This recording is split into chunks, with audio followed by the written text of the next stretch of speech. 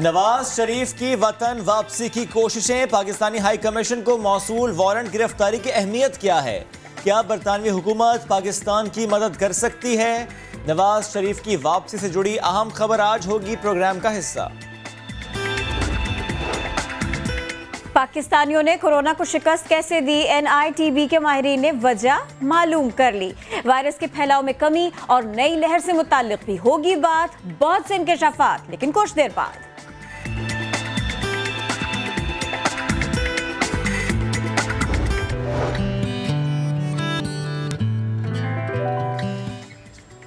अस्सलामुअलैकुम and good morning. आप देख रहे हैं नया दिन। मैं हूं आपके साथ मोहम्मद शोएब और मैं हूं किरण आफ्ताब। और जैसे कि आप जानते हैं कि ये हार किसकी, जीत किसकी, इस सबसे इम्पोर्टेंट ये है कि कोरोना को डिफीट किया किसने, कौन है जो इस सिलसिले में काम कर रहा है। हम सबसे पहले इसी की बात करते हैं। अगर सारे के सारे ममालिक में देखा जाए तो पाकिस्तान में बहुत बेहतर डिसीजंस बेहतर टाइम पर लिए गए और इसके समरात भी अब देखे जा रहे हैं। इकोनॉमी को बाद में बात करेंगे उसके ऊपर कि उसका इम्पैक्ट क्या था, उस पर इम्पैक्ट क्या था, लेकिन हमारा खुदा न खास्ता डेथ टोल बढ़ा नहीं, प्रेशर आया था उसको डील कर लिया गया। तो ये सब कुछ कैसे मुमकिन हो पाया? वायरस के फैलाव में कमी किस वजह से हो पाई? पाकिस्तानियों में एंटीबॉडीज का तेजी से बनना वायरस से लड़ने में मददगार साबित हो रहा है। ऑक्सफोर्ड यूनिवर्सिटी प्रेस के जर्नल ऑफ पब्लिक हेल्थ ने डॉक्टर समरीन कलसूम की तहकीकी रिपोर्ट शाया की है। National institute of blood diseases से ताल्लुक रखने वाली डॉक्टर समरीन कलसूम ने टीम के साथ मिलकर ये तहकीक की है, जिससे ये मालूम हुआ है कि जून के बाद कोरोना के नए केसेस रिपोर्ट होने में कमी हुई है। अमवात की शरह भी मुतासर कुन हद तक कम हुई है और इसका इदारा तो आलमी इदारा बराए सेहत भी कर चुका। तहकीकाती टीम को उम्मीद है कि रवा माह तक कराची में वायरस के खिलाफ ये जो एंटीबॉडीज बनने का सिलसिला 60% हो जाएगा। डॉक्टर ताहिर शम्सी कह रहे हैं जो डाटा अब तक इनको मौसूल हुआ है इस महीने का, अब तक का, उसके मुताबिक वो ये क्लेम कर रहे हैं कि 60% हम अटेन कर चुके हैं। वैसे जो रिक्वायर्ड है किसी भी माशरे के लिए, किसी पॉपुलेशन के लिए, वो तकरीबन 70% है, बट 60% भी हौसला अफजा है। अच्छा, कुछ हमारे पास में जो आदाद शुमार आए थे वो जून और जुलाई तक के आए थे। लेकिन जुलाई के बाद में अगस्त, सितंबर, इसका ट्रेंड, इसके आदाद शुमार, अब सितंबर में जो आदाद शुमार सामने आए हैं वो कुछ इस लिहाज से हैं और जो मामला बिल्ड हो रहे हैं वो कुछ इस लिहाज से है कि 60% शहरियों में एंटीबॉडीज हो तो फिर हमारा लड़ना मजीद आसान हो जाएगा। तो कुछ फैक्ट्स एंड फिगर्स थे हमारे पास, हम कोशिश करेंगे आगे चलकर इसी सब के ऊपर बात करें। लेकिन जनाब, हम चूंकि आपको बता रहे थे सिर्फ और सिर्फ कोरोना का तस्करा नहीं होगा, कुछ मामलात रवा हफ्ते में कुछ ऐसे भी रहे, गुज़िश्ता हफ्ते में कुछ ऐसे भी रहे कि भाई सियासी गेम पड़ती रही। 11 जमातें, 9 जमातें एक तरफ, हुकूमत वक्त एक तरफ, लोग मिलते हैं, बैठते हैं, बात क्या करते हैं, अब हम करेंगे इसका तस्करा। यानी ऑल पार्टीज कॉन्फ्रेंस की बात हम कर लेते हैं। किरण, कॉन्फ्रेंस हो चुकी है कल, लेकिन जो एहतजाज होगा, जो मार्च होगा, वो अगले साल होगा, ये फैसला हुआ है, जनवरी में करेंगे। और वजह तो बताइए किरण साहब। मुतालिबात करो, इकोनॉमी, और पता है क्या, ये लोग मिलकर बैठ रहे हैं और इसके ऊपर और किसने क्या बात की, इस सब के ऊपर तो बात हो रही है। लोग ये कह रहे हैं कि ये लोग हंस के खेल के हुकूमत को टेन्योर पूरा करने का पूरा मौका दे रहे हैं। ऐसा ही है किरण, जमहूरियत ऐसे चलती है, जमहूरियत ऐसे चलते है। लेकिन मुझे एक बात समझ नहीं आती, जो इल्जामात वो अब लगाते हैं, जो पहले हुकूमत कर चुके हैं, उस वक्त उन बातों को भूल कैसे जाते हैं। और मुझे ये समझ में नहीं आता कि जब आप पाकिस्तान की हुदूद से निकल जाते हैं तो फिर इतनी सारी बातें कैसे कर पाते हैं। और जो यहाँ पर रहते हैं वो उस तरह का बयानिया अपना नहीं पाते हैं, हालांकि भाई हैं पर वो बयानिया अपना नहीं पाते पे थे। तो निगाहें कहीं और, आंखें कहीं और दिमाग में कुछ और, लेकिन मनसब जाने के बाद में मामलात कुछ और। बहरहाल हम कुछ कंफ्यूजन्स को दूर करने की बात कर रहे हैं। कुछ कंफ्यूजन्स को दूर करने की बात करें, पॉलिटिकल कंफ्यूजन्स की नहीं। हम बात कर लेते हैं जरा कि आज मंडे है, एक और प्लान था कि 6th, 7th, 8th क्लास के बच्चे स्कूल जाएंगे। क्या पूरे पाकिस्तान में माहौल ऐसा है कि आज सब सुबह उठ के, यानी 6th, 7th, 8th क्लास के बच्चे स्कूल जा रहे हैं या नहीं? क्योंकि कंफ्यूजन बहुत ज्यादा, स्पेशली ये कंफ्यूजन क्रिएट हुई है 18 तारीख को, जब सईद गनी साहब ने बयान दिया और उन्होंने कहा कि जो हालात हैं, जो आ रहे हैं, हमारे पास डाटा आ रहा है, उससे मुतालिक हम बात करते हुए ये कह सकते हैं, हम एंटिसिपेट कर सकते हैं कि केसेस बढ़ेंगे और हम रिस्क नहीं ले सकते। बच्चों की सेहत से मुतालिक हम कोई रिस्क नहीं लेंगे। सईद गनी साहब ने इससे मुतालिक कहा क्या था, आपको वो सुनवाते हैं। जब हमने ये फैसला किया गया तालीमी इदारे खोलने हैं, तो सिंध हुकूमत ने कोरोना के जो टेस्ट हैं वो करवाने का सिलसिला शुरू किया। अभी तक जब मैं आपसे बात कर रहा हूँ अभी तो जो टोटल टेस्ट लिए गए हैं वो 14,544 है। 3,636 रिपोर्ट्स हमारे पास आ गई हैं। 89 पॉजिटिव है। 2.4% पॉजिटिविटी रेट है। 11,000 रहते हैं। जो मुतवक्के पॉजिटिव केसेस हैं उनकी तादाद 15,000 पे 360 हो सकती है। तो ये हौसला अफजा सूरत-ए-हाल नहीं है। लिहाजा मैंने चीफ मिनिस्टर साहब से मशवरा करने के बाद जो 21 तारीख से 8वीं, 7वीं और 6ठी जमात को हमने खोलना था उसको हम मौखर कर रहे हैं और उसको भी 28 पे ले जा रहे हैं। हम एक हफ्ता और ये जो सारी सूरत हाल है इसको देखेंगे, हम कितने कामयाब होते हैं कि हम स्कूल्स में SOPs को अमल दरामद करवा सकें। खुदा न खास्ता अगर हम नहीं करवा सके, अल्लाह न करे इसमें इजाफा होता है, तो हम अपने फैसलों को रिव्यू कर सकते हैं। सिंध हुकूमत किसी भी सूरत में अपने सूबे के बच्चों की सेहत पर कंप्रोमाइज नहीं करेगी। ये जमाइयाँ यही देखी हमने, रास्ते में बच्चों को कुछ जाते हुए देखा। बहुत ज़्यादा बच्चे नहीं नज़र आए स्कूल जाते हुए, लेकिन कुछ बच्चे थे जो बाइक पर बैग लाते हुए बैठे थे। इसका मतलब सीधा सीधा सा ये है कि कुछ बच्चों के पेरेंट्स को भी पता नहीं चल सका। अच्छा देखिए, सवाल ये भी है और मामला ये भी है कि क्या स्कूल्स SOPs पर मुकम्मल तौर पर अमल दरामद कर रहे हैं। प्राइवेट स्कूल्स में सिचुएशन किस तरह से हैंडल की जा रही है। दूसरा मरहला इसके लिए जो क्लासेस की बात हो रही थी कि उसमें क्लासेस का आगाज़ होना चाहिए, नहीं होना चाहिए। इब्तिदाई हफ्ते के दौरान स्कूल्स में कितनी बच्चों की अटेंडेंस रही, कितनी हाज़िरी रही, तो हम इसी सब के ऊपर अब बात करेंगे। हमारे साथ देंगे chairman private schools management association Tariq Shah. अस्सलाम वालेकुम तारिक शाह साहब, कैसे हैं आप? कोशिश करूंगी उनसे बात कर सकूं, क्योंकि देखिए मैंने तो बहुत सारे सवाल हैं और वो मेरे और आपके हम सबके जहनों में। जैसे मैंने आपको बताया भी ना कि हमने दफ्तर आते आते भी देखा, कुछ बच्चों को सवेरे सवेरे स्कूल जाते हुए देखा। अच्छा, अब सईद गनी साहब कुछ कहें और शफकत महमूद साहब कुछ कहें और क्लैरिटी फिर भी नहीं आए, कन्फ्यूजन फिर भी ना जाए, तो फिर हम क्या करें? फिर हम तारिक शाह साहब से बात करें। अस्सलाम वालेकुम शाह साहब, आवाज़ आ रही है? जी वालेकुम सलाम। कैसे हैं आप?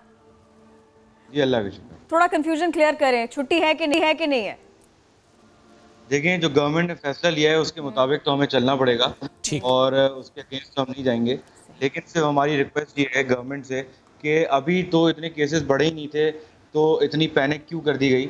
और खुदा न खास्ता अगर आगे जाके कोई मसाइल आते भी तो हम ऑब्वियसली इस पे नज़रसानी किए जा सकती थी। कोई हतमी फैसला था नहीं। लेकिन मैं आपको बताऊं, अभी भी केसेस जो हमें बता रहे हैं उसमें अंडर कंट्रोल्ड हैं। और सिर्फ सिंध की जहां बात की जाए तो खुदा न खास्ता ऐसे मसाइल भी नहीं थे कि सिंध जो है वो कोई हाई रेट पे जा रहा था, पूरा पाकिस्तान एक अलग जा रहा था। अब इस वीक से जो है वो पूरे पाकिस्तान के 6 to 8 के बच्चे जो हैं वो क्लासरूम में जाके बैठेंगे। लेकिन सिंध जो सबसे पहले लॉकडाउन का शिकार हुआ था, वो अभी भी उनके बच्चे घर पे बैठे हुए होंगे। तो तालीमी नुकसान जो है वो खुद से जो है ना वो गवर्नमेंट शायद क्रिएट करना चाह रही है, मुझे समझ में नहीं आ रहा। हमारी रिक्वेस्ट यही है कि देखें, नज़रसानी करें इस फैसले पे और स्कूल्स को खोलें। हाँ, ये बात समझ में आती है कि प्री प्राइमरी के बच्चों को बहुत देख दाग के आप स्कूल बुलाएं, लेकिन क्लास 6 to 8 के बच्चे तो वैसे ही इतने बाशऊर होते हैं, इतने बड़े होते हैं कि वो SOPs पे अमल दरामद कर सकते हैं। थोड़ा सा क्लियर करेंगे आप इस बात को? देखिए, दो बातें हो गई ना इसमें, जिस पे आपसे मैं पूछना चाह रही थी। एक तो ये कि SOPs की खिलाफ वर्जी तो हुई है तारिक शाह साहब, ये तो हुआ है। दूसरा ये कि जब इन्होंने ख़ुद भी चेक करना शुरू किया, स्कूल्स मैनेजमेंट ने ख़ुद भी चेक करना शुरू किया, टेस्ट कराने शुरू किए, बिल्कुल जो इब्तिदाई फिगर्स हमारे सामने आए थे, जो कि बहुत कम है लेकिन है 13%। अगर कोई भी इदारा ये बताए कि 13% मैनेजमेंट के कुछ लोगों में कोरोना पाया गया था, तो चलिए उसको भी इग्नोर कर देती हूँ मैं। तो SOPs और चेक करने के बाद में जो नताइज सामने आए, देखिए ये तो है ना खतरे वाली बात, ये तो है ना प्रॉब्लमेटिक। नहीं, देखिए बिल्कुल बात आपकी सही है और मैं आपको बताऊं, इसी बेसिस पर हमने ये कहा था कि स्मार्ट लॉकडाउन करें। अगर किसी इंस्टीट्यूशंस में ज़्यादा केसेस आपको नज़र आते हैं, आप उस पर्टिकुलर इंस्टीट्यूशन को बंद कर दें। ये तजवीज़ आपने रखी उनके सामने, तो फिर आपको क्या जवाब मिला? उन्होंने यही तय किया था कि इन जो SOPs फॉलो नहीं कर रहा होगा उसको नोटिस दिए जाएंगे कि वो आप फॉलो करें। अगर कोई जो खिलाफ वर्जी कर रहा होगा उसको सील किया जाएगा और जो है ना तालीमी इदारों को वैसे ही चलने दिया जाएगा जो अच्छे SOPs फॉलो कर रहे हैं। लेकिन जब इम्प्लीमेंटेशन का वक्त आया तो कुछ और नज़र आया कि डायरेक्टली सील किया गया। मैं फिर भी ये कहता हूँ कि जो खिलाफ वर्जी कर रहा था उसको डायरेक्टली सील कर दिया जाए, लेकिन 10 स्कूल 8 स्कूल की वजह से पूरे सिंध के हज़ारों स्कूलों को बंद कर दिया जाए, ना सिर्फ प्राइवेट बल्कि गवर्नमेंट स्कूल तो थोड़े बहुत चलते हैं उनको भी बंद कर दिया जाए, तो ये नाइंसाफ़ी है। तारिक साहब, पिछले हफ्ते कितने स्कूल्स ऐसे हैं जिनकी रजिस्ट्रेशन मनसूख की गई है और सील किया गया जस्ट बिकॉज के SOPs पर अमल दरामद नहीं हो रहा था? सिर्फ 4 स्कूल ऐसे थे जिनको सील किया गया और वो SOPs की वजह से नहीं किया गया था, उन्होंने खिलाफ वर्जी की थी, प्री प्राइमरी और प्राइमरी क्लासेस को बुला लिया। तो सर ये खिलाफ वर्जी तो बहरहाल हुई, बिल्कुल हुई, हम तो इसको एक्सेप्ट कर रहे हैं और हम गवर्नमेंट को के साथ खड़े हैं और स्कूल को कतई शेल्टर नहीं दे रहे। सर ये खिलाफ वर्जी आज भी हो रही है? आज जब 6th, 7th और 8th क्लास के बच्चों के लिए गवर्नमेंट ने कहा कि वो नहीं जाएंगे, लेकिन जिस तरह किरण भी कह रही थी, मैंने खुद भी देखा, हमारी टीम ने भी देखा, कुछ बच्चे लग यही रहा था कि वो 6th, 7th, 8th के जा रहे थे स्कूल। तो ऐसा है कि आज भी कुछ स्कूल्स में बुलाया गया इन बच्चों को? देखिए आज तो डे स्टार्ट हुआ है तो हमारे पास ऐसी कोई न्यूज़ नहीं है, लेकिन मैं आपको बताऊं स्कूल्स ऐसा नहीं करेंगे और स्कूल्स अब वो वाली मोड़ पर हैं कि अब स्कूल्स खुल जाने चाहिए। कंफ्यूजन थी, मालूम नहीं था, इसलिए बच्चे चले गए होंगे, ये पॉसिबिलिटी है। अच्छा, कोई खिलाफ वर्जी नहीं करेगा। मैं आपको बताऊं शायद देखने में लगाओ, लेकिन आजकल मैं एक इससे हट के बात बता दूं आपको कि 9-10 के बच्चे भी छोटे लगते हैं, जनरेशन है उनकी हाइट वैसी छोटी है तो वो शायद इसी तरह लग रहा हो कि वो 6 to 8 के क्या करें, भारी बस्ता पहन के जाएंगे, ये तो होगा। ये जो आपने दलील दी है ना, मैं इस पे मुस्कुराऊं, मैं क्या कहूँ। अच्छा चलिए जरा मुझे ये भी बताइए अब, एक तो ये कि ज़ाहिर है सिंध हुकूमत दूध का जला छाछ भी फूंक के पीता है, जो वो कुछ बाज़ारों को, कुछ मार्केट्स को खोल के भुगत चुके हैं, वो उसके बाद में तैयार नहीं है कि मज़ीद वैसी सिचुएशन हो, ख़ास तौर पर बच्चों के लिए। और यही पेरेंट्स का भी कंसर्न है, ये हम सब का कंसर्न है। मुझे ये बताइए कि अभी जब आपने स्कूल्स को रीओपन किया तो फिर हाज़िरियों का तनासुब क्या रहा? आप कह रहे हैं कि बच्चों को, बड़े बच्चों को समझाना आसान होता है, हालांकि अगर पॉलिटिक्स देखी जाए तो बड़े बच्चों को समझाना बहुत मुश्किल है लेकिन स्कूल्स का बताएं।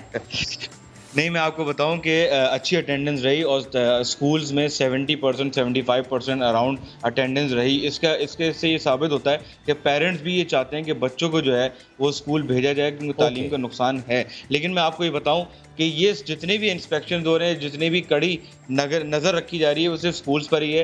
क्या किसी ने ट्रांसपोर्ट को देखा जो चल रही है कि SOPs जो बताए गए थे, कोई ऐसा आपको न्यूज़ में भी या आपके भी सुनने में आया कि किसी बस को पकड़ के सील कर दिया गया हो, या किसी मार्केट को बंद कर दिया गया हो, या दुकान को बंद कर दिया गया हो, या किसी रेस्टोरेंट को सील कर दिया गया हो? ये पॉइंट आपका वैलिड है, कुछ नहीं हुआ। ये पॉइंट आपका वैलिड है, ये सवाल हम बिल्कुल ये सवाल हम ज़रूर करेंगे। इवन मार्केट्स के हवाले से भी किरण, अब हमें खबरें नहीं सुनने को मिलती कि किसी मार्केट को बंद किया, अब तो तमाम कारोबार ओपन है। इवन मैं आपको बताऊं कि मॉल्स के अंदर बच्चों तक को SOPs नहीं लाए गए कि बच्चों को ममनू है अंदर एंटर होना, बल्कि वहां तो माँ बाप खड़े हुए लड़ रहे होते हैं कि हमें बच्चों को अंदर लेके जाना है। नहीं सर, अब तो ऐसा नहीं है, अब तो अलाउ भी है। और दूसरा ये कि मॉल्स में चीजें मैनेज करना खासी आसान है, वहां पर डिस्टेंस मेंटेन करवाया जा रहा है, मास्क जो है वो मैंडेटरी है, तो वहां पे चीजें खासी बेहतर हैं। मैं आपको सिर्फ बताऊं, मैं कल भी मॉल में ही था, सिर्फ गेट तक जो है वो मास्क कंपलसरी है, उससे आप अंदर जाएं तो सारे मास्क उतर भी जाते हैं। दुकानों के अंदर जो है ना वो रश भी होता है, सब कुछ होता है। 3 बार टोका उन लोगों ने मुझे कि मास्क ठीक नहीं है। चलिए हम दोनों का एक्सपीरियंस मुख्तलिफ है, कोई बात नहीं। लेकिन अब मुझे ये बताइए कि जब हम लोग पहले आपसे बात कर रहे थे ना स्कूल रीओपन करने के लिए, तो हमने आपसे पूछा भी था कि ये जो ट्रांसपोर्ट है इसको कैसे मेक श्योर करेंगे। तो अब मुझे ये बताइए कि कितनी अम्मियों ने फ़ोन करके कहा कि ये वैन मेरे बच्चे को कैसे लेने आई थी, थोड़ा सा मैंने कह दिया, थोड़ा आप चेक कीजिए, या फिर कितने हद तक ऐसा रहा कि आपको खुद भी ये फीडबैक मिला हो कि भाई मैं अपने बच्चों को नहीं भेजूंगी? देखिए, जो ट्रांसपोर्ट्स की जहाँ तक बात है तो पेरेंट की रिजर्वेशंस हैं, क्योंकि उनको ये यकीन नहीं है कि वो SOPs फॉलो करवाएंगे। लेकिन मैं आपको बताऊँ ये 4 दिन गुजरे हैं, स्कूल्स की एक अजीब सी स्ट्रेटजिक सामने आई है कि मेजॉरिटी वैन ओनर्स जिन्हें जो है वो वैन चलाने से इनकार कर दिया है। पेरेंट बेचारे खुद जो हैं वो पिक एंड ड्रॉप कर रहे हैं, और एक अच्छी बात भी है, ये अच्छी बात भी है, क्योंकि वक्त की ज़रूरत भी है कि जो मैनेज कर सकता है वो मैनेज करे, बच्चों को खुद स्कूल छोड़ गया। तारिक शाह साहब बेहद शुक्रिया, साथ मौजूद थे आप, और स्कूल हमसे गुफ्तगू कर रहे थे। स्कूल्स खुले थे, एकदम ऐलान हुआ सैयद गनी साहब का कि 6th, 7th, 8th क्लास के बच्चे स्कूल नहीं जाएंगे। कुछ बच्चों के अरमानों पर पानी फिर के कुछ खुश भी हो जाते हैं वैसे, लेकिन मैं उनकी बात कर रहा हूँ जो खुश नहीं है। सवाल उनका एक है किरण के, स्कूल कब खुलेंगे, हम दोस्तों से कब मिलेंगे, हम कब स्कूल जाएंगे, बिकॉज घर में रह रहे के बच्चे भी तंग आ चुके हैं। थोड़ा बहुत बाहर निकलते हैं बट उस तरह का माहौल तो नहीं मिलता ना कि दोस्तों के साथ खेलना कूदने का, फ्रेंड्स नहीं मिलते। जैसे कि हम उस दिन स्कूल गए तो सब बच्चों का एक ही शिकवा था कि हमारे फ्रेंड्स नहीं आए। तो मुदस्सिर नज़ीर ने इस पर एक रिपोर्ट तैयार की, आपको दिखाते हैं। 7 सितंबर का दिन अजान के लिए खुशखबरी लाया। तालीमी इदारे खुल गए। नवी जमात से जामियात तक पढ़ाई बहाल हो गई। SOPs पर सख्ती से अमल दरामद। छोटे बच्चों से 8वीं जमात तक की क्लासेस अगले मरहले में शुरू होंगी। मेरे प्यारे स्कूल, मैं आ रहा हूँ। 6 माह बाद स्कूल खुलने की खबर ऐसे खुशियाँ लाई जैसे बरसों से कोई चीज अचानक मिल गई।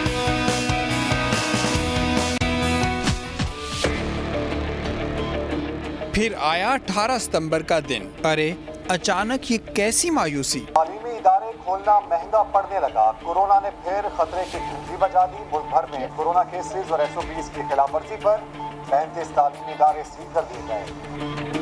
फिर से बंद हो गए। कोरोना तालीमी सरगर्मियों को दीमक की तरह चाट रहा है। मासूम अजान के सवालात दुखी कर देते हैं। क्या हम स्कूल में भी SOPs को फॉलो नहीं कर सकते? क्या मैं अपने स्कूल नहीं जा पाऊंगा? क्या मैं अपने फ्रेंड कासिम से कभी नहीं मिल पाऊंगा? कासिम, तुम मुझे बहुत याद आ रहे हो। क्या मैं अपना यूनिफॉर्म कभी नहीं पहन पाऊंगा? कोई तो मुझे इसका जवाब दे। ये जो कंसर्न था ना, ये जो ख्यालात थे, ये याद रखे जाएंगे। और जब ये बच्चा बड़ा हो जाएगा, हम इसे नए सिरे से फिर ढूंढेंगे कि आप कितने परेशान थे बेटा। एनी हाउ, ये जो आज, कल और परसों यानी कि आने वाले कल का किस्सा है ना, इसमें बहुत कुछ हो जाता है। और जो हमारा आज का पाकिस्तान है ना, ये हसीन तरीन है, ये हम सबको पता है। अगर आपको ऐसा लग रहा है कि मैं सिर्फ और सिर्फ बात करूँगी यहाँ के नज़ारों की, दिल मोह लेने वाली वादियों की, दिल फरेब मकामात की, तो बात यहाँ पर रुकेगी नहीं, क्योंकि हमारी सरजमीन तो तारीख़ी मकामात और वाक़यात से भी भरी पड़ी है। पाकिस्तान का तारीख़ी शहर है बहावलपुर। यहाँ किलों और महलात का भरमार है यहाँ पर, इसकी ना, इसको इसका शहर भी कहा जाता है। तो जनाब, बहावलपुर के तपते रेगिस्तान में क्या क्या कुछ हुआ, तारीख़ के औराक को पलट रहे अपनी स्पेशल रिपोर्ट में हमारे नुमाइंदे Ehsan Ansari. Thank you sir. सदियों से वसी सहरा का पहरेदार, सहराए चोलिस्तान की वुसतों में फने तामीर का शाहकार, ये है इस्लामगढ़ कला। तो चलिए आज तारीख के आईने में इस किले की कहानी जानते हैं।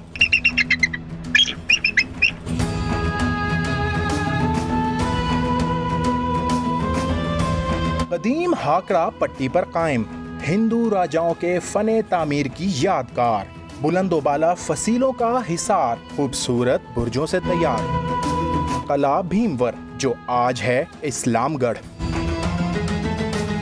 1665 में राजा रावल ने सिंधी हमलावरों को रोकने के लिए बनवाया। इस किले ने कई हमलावरों का गरूर अपनी बुनियादों तले रोंद डाला। ये किला 17वीं सदी में बना था, राजा रावल ने बनाया था। इस किले को बनाते हुए तकरीबन 20 साल लगे थे।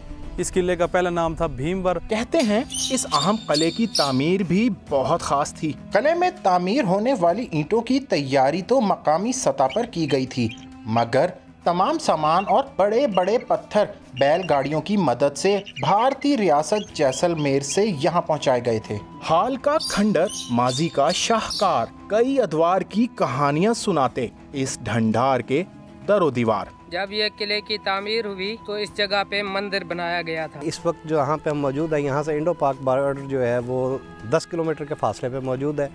1965 और 71 में इंडिया ने हमला किया यहाँ पे, और 1971 में यहाँ पे बमिंग जो की, उसके निशानात अभी भी आपको इसकी दीवारों पे नजर आ रहे हैं। बैरूनी हमलावरों का डटकर मुकाबला करने वाला ये किला वक्त के सितम और गफलतों के वार के सामने हथियार डालकर वीरान लम्हों में डूबते सूरज की तरह अब अपनी रोनाइयां तेजी से खो रहा है। 20 साल की मेहनत का नतीजा किला भीमवर, जो आज इस्लामगढ़ है, मगर 400 साल बाद भी ये शाहकार अपने मामारों को दादे तहसीन पेश कर रहा है। एहसन अंसारी, समा, किला इस्लामगढ़, चोलिस्तान। ये थी भावलपुर की सैर। आपको सैर पूरे पाकिस्तान की भी कराएंगे और पाकिस्तान से बाहर लेकर जाएंगे, लेकिन सैर की गर्ज से नहीं, खबरों की गर्ज से। लेकिन ब्रेक के बाद स्टे विद अस। इलाज की गर्ज से।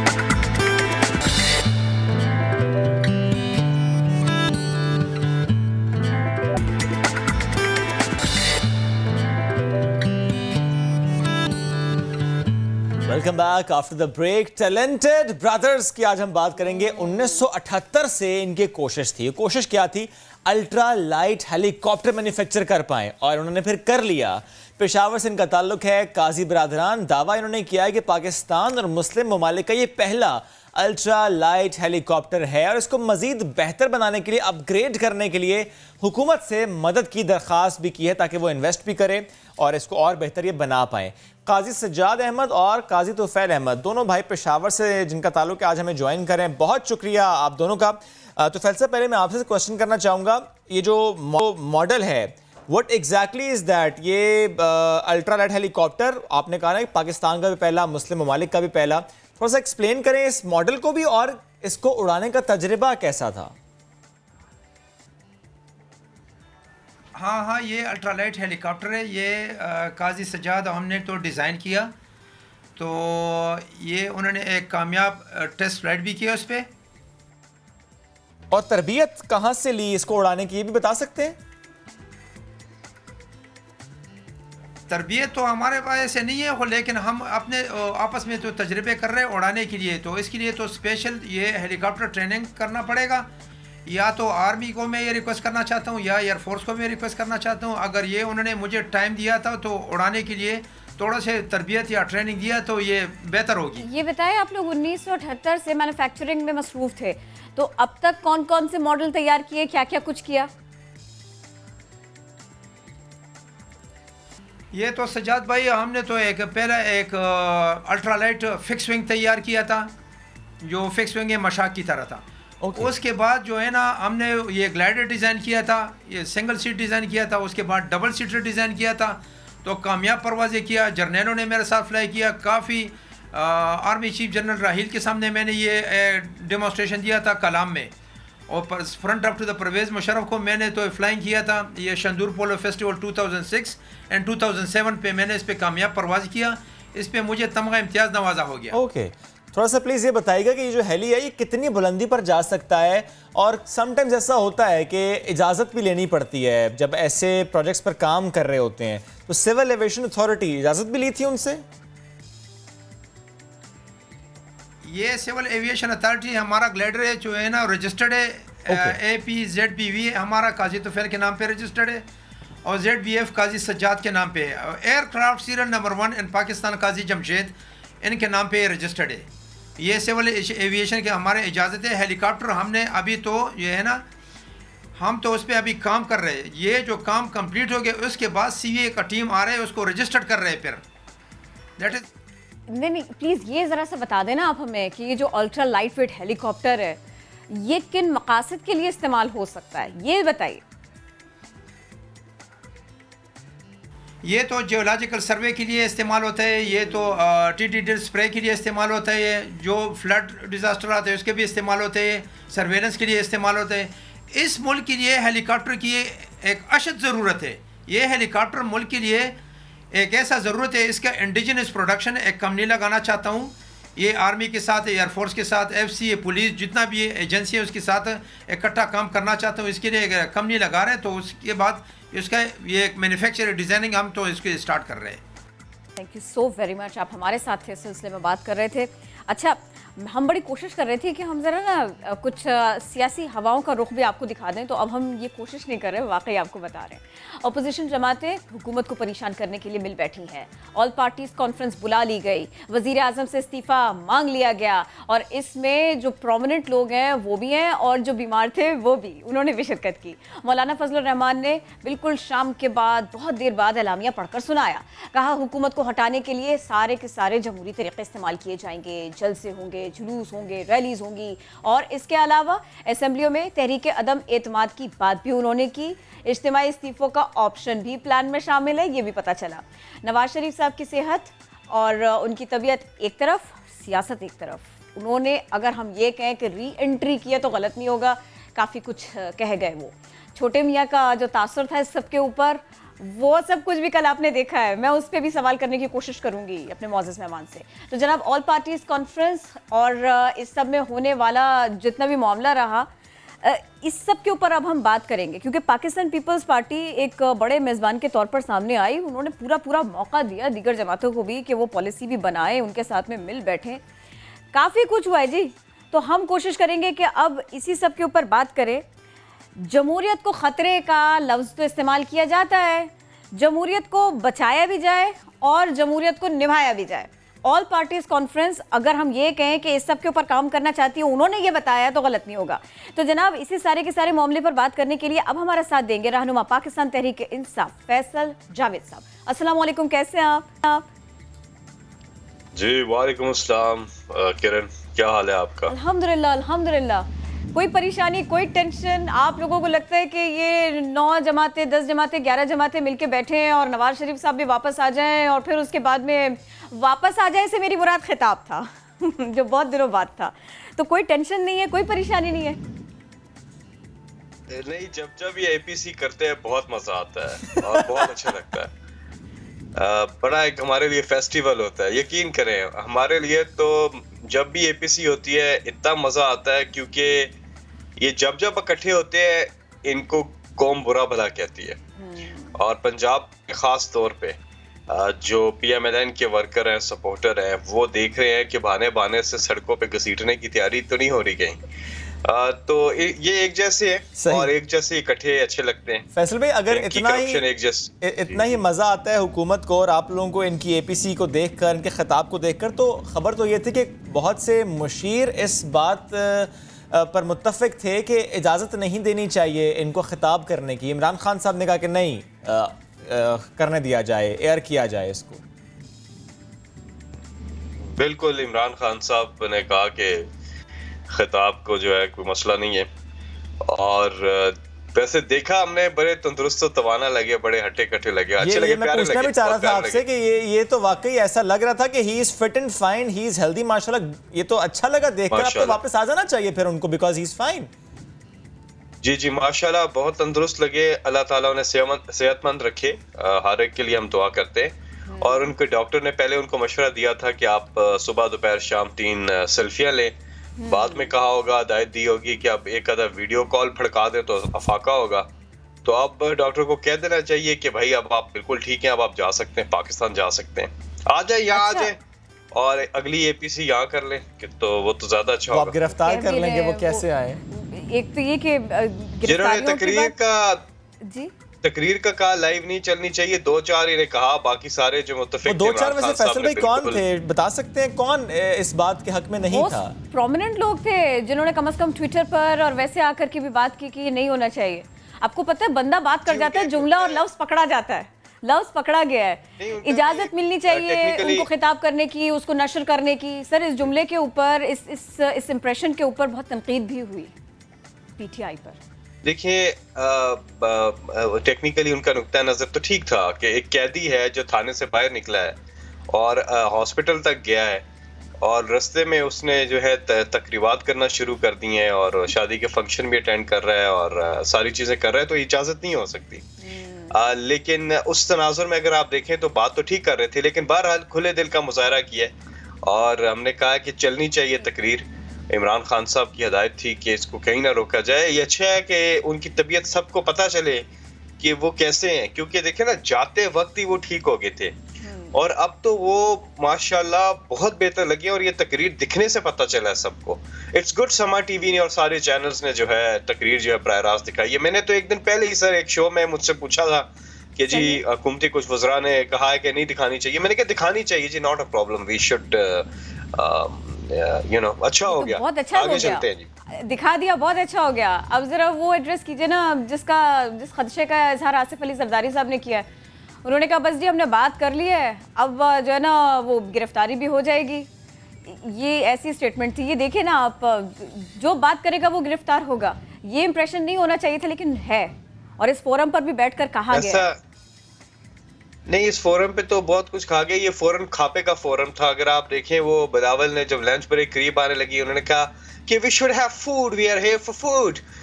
तो वो खापा प्रोग्राम था सारा, उससे ज्यादा तो कुछ भी नहीं था। बातें जो भी वहाँ हुई है, अगली बार एपीसी रहनुमा से किसी बात होगी ना तो मैं उनसे पूछूंगी खाने में कितना आप लोगों ने टाइम वेस्ट किया था, कितनी देर आप लोगों ने आपको बताओ, मौलाना फजल रहमान के साथ पहले भी इन्होंने कंटेनर पर भी यहाँ पर उन्होंने कहा कि जी आप वो सेल्फियाँ उतार के चले गए, मौलाना साहब अकेले रह गए। फिर इधर कल भी इन्होंने मौलाना फजल रहमान का जो है माइक बंद किया, उनकी टेलीकास्ट नहीं होनी थी स्पीच।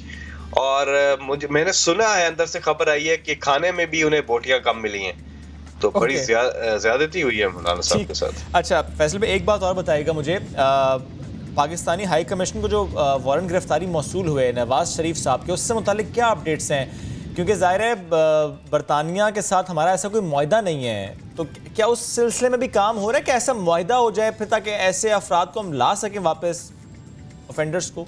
जी हाँ, बिल्कुल बिल्कुल, मुआहदे पे भी बात हो रही है। और साथ ही में इस तनाजुर में, करंट तनाजुर में शहजाद अकबर साहब और फरोग नसीम साहब को टास्क दिया गया है, क्योंकि अदालत का हुक्म है और बाकी जो चीज़ें पूरी करनी है तो कानूनी तकाजे पूरे करेंगे, जो हो सका पूरी कोशिश करेंगे कि नवाज शरीफ साहब को कानूनी तरीके से जो है वापस पाकिस्तान लेके आएं। तरीका मौजूद है फैसल भाई इस वक्त एग्जिस्टिंग लॉ में कि नवाज शरीफ साहब को हम वापस ला सकें? मेरी फौरन कॉल के बाद किसी अच्छे लॉयर को ले लीजिए, उससे पूछ लें। मैं जितना अपनी नाकिस राय में बता सकता हूँ उतना ही बता सकता हूँ जी। कानूनी रास्ते इस्तेमाल किए जाएंगे। कानूनी माहिरीन से बात करने के बाद ये सवाल इसलिए किया क्योंकि कानूनी माहिरीन कहते हैं कि ऐसी कोई प्रोविजन नहीं है, तो ऐसे में फिर लगता है कि हुकूमत सिर्फ और सिर्फ अवाम को लॉलीपॉप दे रही है कि हम we are doing something, but in actual हुकूमत ये कर नहीं सकती, नवाज शरीफ साहब को वापस ला नहीं सकती। किरण आफ्ताब, आप आपस में एक दूसरे से सवाल जवाब कर लें, शुएब और किरण। मैं आपको जवाब दे रहा हूँ कि पूरा कानूनी रास्ता इस्तेमाल किया जाएगा। आपने एक दो की बात की, आप 3-4 और लॉयर्स को ले ले, मैं आपको नाम बताता हूँ, उनको ले ले। नहीं, बुखारी साहब से पूछ ले, मैं पूछ लूंगी, फरोग नसीम साहब से पूछ ले, उन्हें बता दूंगी कि फैसल भाई ने नहीं बताया था, मैं उनसे पूछ लूंगी। अच्छा चलिए मुझे ये बताइए। नहीं हूँ। हाँ जी बिल्कुल, बहुत अच्छा। ये मेरे ख्याल में ये जो आपका ये जो आपकी बात है ना फैसल भाई, कि ये जो मुझे नहीं पता मैं उस पर बात नहीं करूंगा, ये बहुत अच्छी बात है। ये सबको करना चाहिए ऐसे, कि जिसने नहीं पता वो उस मामले में बोले नहीं। ठीक कह रही हूँ किरण, बहुत बहुत शुक्रिया, बहुत बहुत शुक्रिया। गुस्सा ना किया करें फैसल भाई, सुबह सुबह क्यों गुस्सा करते हैं? सुबह सुबह आप उठाते हैं और फिर आप एक सवाल का जवाब दे दिया और फिर दोबारा आप करते हैं कि जी मेरी तो सारे सुबह सुबह जल्दी उठने वाले हैं फैसल भाई। उठता हूँ सुबह सुबह, लेकिन सुबह सुबह उठ के लाइव प्रोग्राम तो नहीं करता ना, काम पे चला जाता हूँ। अच्छा चलिए मुझे ये बताइए, कल भी ऐसा लगा कि वैसे ये मैं पूछना इसलिए चाह रही हूँ क्योंकि ना वो जुमला बड़ा दिलचस्प था, वो रवैया बड़ा दिलचस्प था। मौलाना फजल रहमान ना, अगर आपने थोड़ा सा फॉलो किया हो इसको, आपने देखो वो आखिर में भी ना, नहीं ये तो नहीं था, वो थोड़े खफा से थे। मतलब ऑल पार्टीज के नाम पे बैठे, एक मेज पे बैठे, पुरानी बातें भुला के बैठे, लेकिन मौलाना को याद है कि कहाँ पर उनका किसने साथ छोड़ा था, उनको अपने प्रॉब्लम्स याद हैं। ऐसे आगे कैसे बढ़ सकते हैं कोई भी? बस क्या कहे जी, कल कुछ सैडनेस थी उनके चेहरों पे। कुछ को तो सीधा सीधा एनआरओ चाहिए ना। मैं आपको तो कहूँ, ये इन्होंने एक ड्राफ्ट बनाकर भेजा है ये इमरान खान साहब को, शाह महमूद कुरैशी साहब के थ्रू, कि इमरान खान साहब को कहें कि ये डील कर ले हमारे साथ। ये ड्राफ्ट है जी, ये ड्राफ्ट उन्होंने पॉइंट्स तो शेयर करें फैसल भाई। उसका एक पॉइंट शेयर करता हूँ, बाकी बड़ी डिटेल है, आपने नाश्ता भी करना होगा। उन्होंने कहा है कि चौधरी शुगर मिल्स, अल अजीजिया, एवनफील्ड अपार्टमेंट, सरे महल, टीटीज, जाली अकाउंट्स, ये सारे केसेस जो है इस मुआहदे के तहत खत्म कर दें। हम एपीसी हुकूमत मुखालिफ तहरीक जो है खत्म कर देंगे। फैसला इसमें कोई अवामी बात है या सारी अपनी ही बातें हैं उनकी? इसमें सारी अपनी बातें हैं जी। 99,99,999 रुपए तक की करप्शन की इजाजत होनी चाहिए, मनी लॉन्ड्रिंग की इजाजत होनी चाहिए, और वो जो मैंने केसेस आपको बताए वो खत्म होने चाहिए। और बेनामी के हवाले से भी इसमें चीजें हैं कि बेनामी पे जो है लोगों को नहीं पकड़ा जाना चाहिए। अगर यही पॉइंटर्स हैं। अच्छा मुझे ये बताइए, वो कह रहे हैं कि वो जनवरी में ना रैलीज भी निकालेंगे, मार्च भी करेंगे, लॉकडाउन भी होगा, बहुत तंग करने वाले हैं वो आप लोगों की गवर्नमेंट को। आप लोग वाकई परेशान होंगे अगर वो ये सब कुछ करते हैं? या इजाजत देंगे कि आओ डी चौक पर बैठो? किरण और शुएब, ये सब नशरे मुकर्रर है, ये रिपीट ब्रॉडकास्ट हो रहा है, ये चल चुके हैं पिछले साल ये सारा कुछ। और पहली बार भी ड्रामा जो है वो फ्लॉप हुआ था, और नशरे मुकर्रर में भी कोशिश कर रहे हैं ये उसको पेंट शेंट करके चलाने की, लेकिन ये नहीं चलेगा। पब्लिक इनके साथ नहीं है, यानी हुकूमत को कोई खतरा नहीं है। जब भी ये करते हैं हम एंजॉय करते हैं, have fun, you know, it's a festival, keep enjoying Faisal भाई, keep enjoying, thank you for being with us today rather. चलिए जी, ये तो हम बात करते हैं कि इस वक्त माहौल क्या है पॉलिटिकल। एक और बात कर लेते हैं कि अदालत से इश्तिहारी करार पाने वाले लीगी कायद इनको वापस लाने की जो कोशिशें हैं वो तेज़ कर देंगे। जैसे कि मैंने सवाल भी किया फैसल भाई से कि जो पाकिस्तान हाई कमीशन को वारंट गिरफ्तारी मौसूल हुए हैं उसका क्या होगा। लेकिन फैसल जावेद साहब को नहीं पता था, उन्होंने बिल्कुल क्लियरली बता दिया। वो कवानीन जिनको पता है उन्होंने क्या किया, ये बहुत बड़ा सवाल है ना कि भाई क्या नवाज शरीफ साहब को वतन वापस लाया भी जा सकता है, क्या बरतानवी हुकूमत इसमें कोई किरदार अदा कर भी सकती है।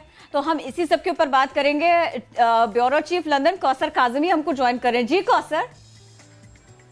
देखें जी, इस वारंट गिरफ्तारी की कोई वैल्यू नहीं है बरतानिया के अंदर। ये पाकिस्तान हाई कमीशन को मौसूल हुआ वजारत ख़ारजा की जानिब से, परसों ये मौसूल हुआ तो पाकिस्तान हाई कमीशन इस बारे में गौर फिक्र करता रहा कि किस तरीके से ये मियाँ नवाज शरीफ को मौसूल करवाया जाए, बाई पोस्ट रवाना किया जाए, ये शख्सी तौर पर उनके हवाले किया जाए। फिर कल बरतानवी वक्त 10:30 बजे बाई पोस्ट रवाना किया गया वारंट गिरफ्तारी। लेकिन बरतानिया और पाकिस्तान के माबैन कोई ऐसा मुआहदा नहीं है मुजरमान के तबादले का कि ये सोचा जा सके कि हुकूमत बरतानिया इसमें इन्वॉल्व होगी और वो मियाँ नवाज शरीफ को पाकिस्तान के हवाले करेगी। इससे पहले भी हम देखते रहे हैं किस तरह के रेड वारंट जारी हुए जो बानी MQM है उनके हवाले से और कुछ दीगर अफराद के हवाले से, लेकिन हुकूमत पाकिस्तान को कोई खातर खा कामयाबी नहीं मिली। ये पाकिस्तान हाई कमीशन के बाहर इस वारंट की कोई वैल्यू नहीं है। जो बरतानिया में माहिरीन कानून है उनसे भी मेरी बात हुई है, उनका भी यही कहना है कि ये एक कागज़ का टुकड़ा है और इसकी कोई हैसियत नहीं है इंग्लैंड के अंदर। अलबत्ता अगर हुकूमती सतह पर हुकूमत पाकिस्तान ने बरतानवी हुकूमत से इस हवाले से कोई रब्ता नहीं किया, एक जो कागज़ है वो रवाना किया गया पाकिस्तान हाई कमीशन की जानिब और उन्होंने वो मियाँ नवाज शरीफ के हवाले कर दिया पोस्ट के ज़रिए। तो अगर तो ये मुआहदा दो ममालिक के दरमियान होता, हुकूमत पाकिस्तान बरतानवी हुकूमत से रब्ता करती, होम ऑफिस से रब्ता करती, तो शायद इसमें कोई चांसेस नज़र आते कि हुकूमत बरतानिया इस मामले में कोई इक़दाम उठाती।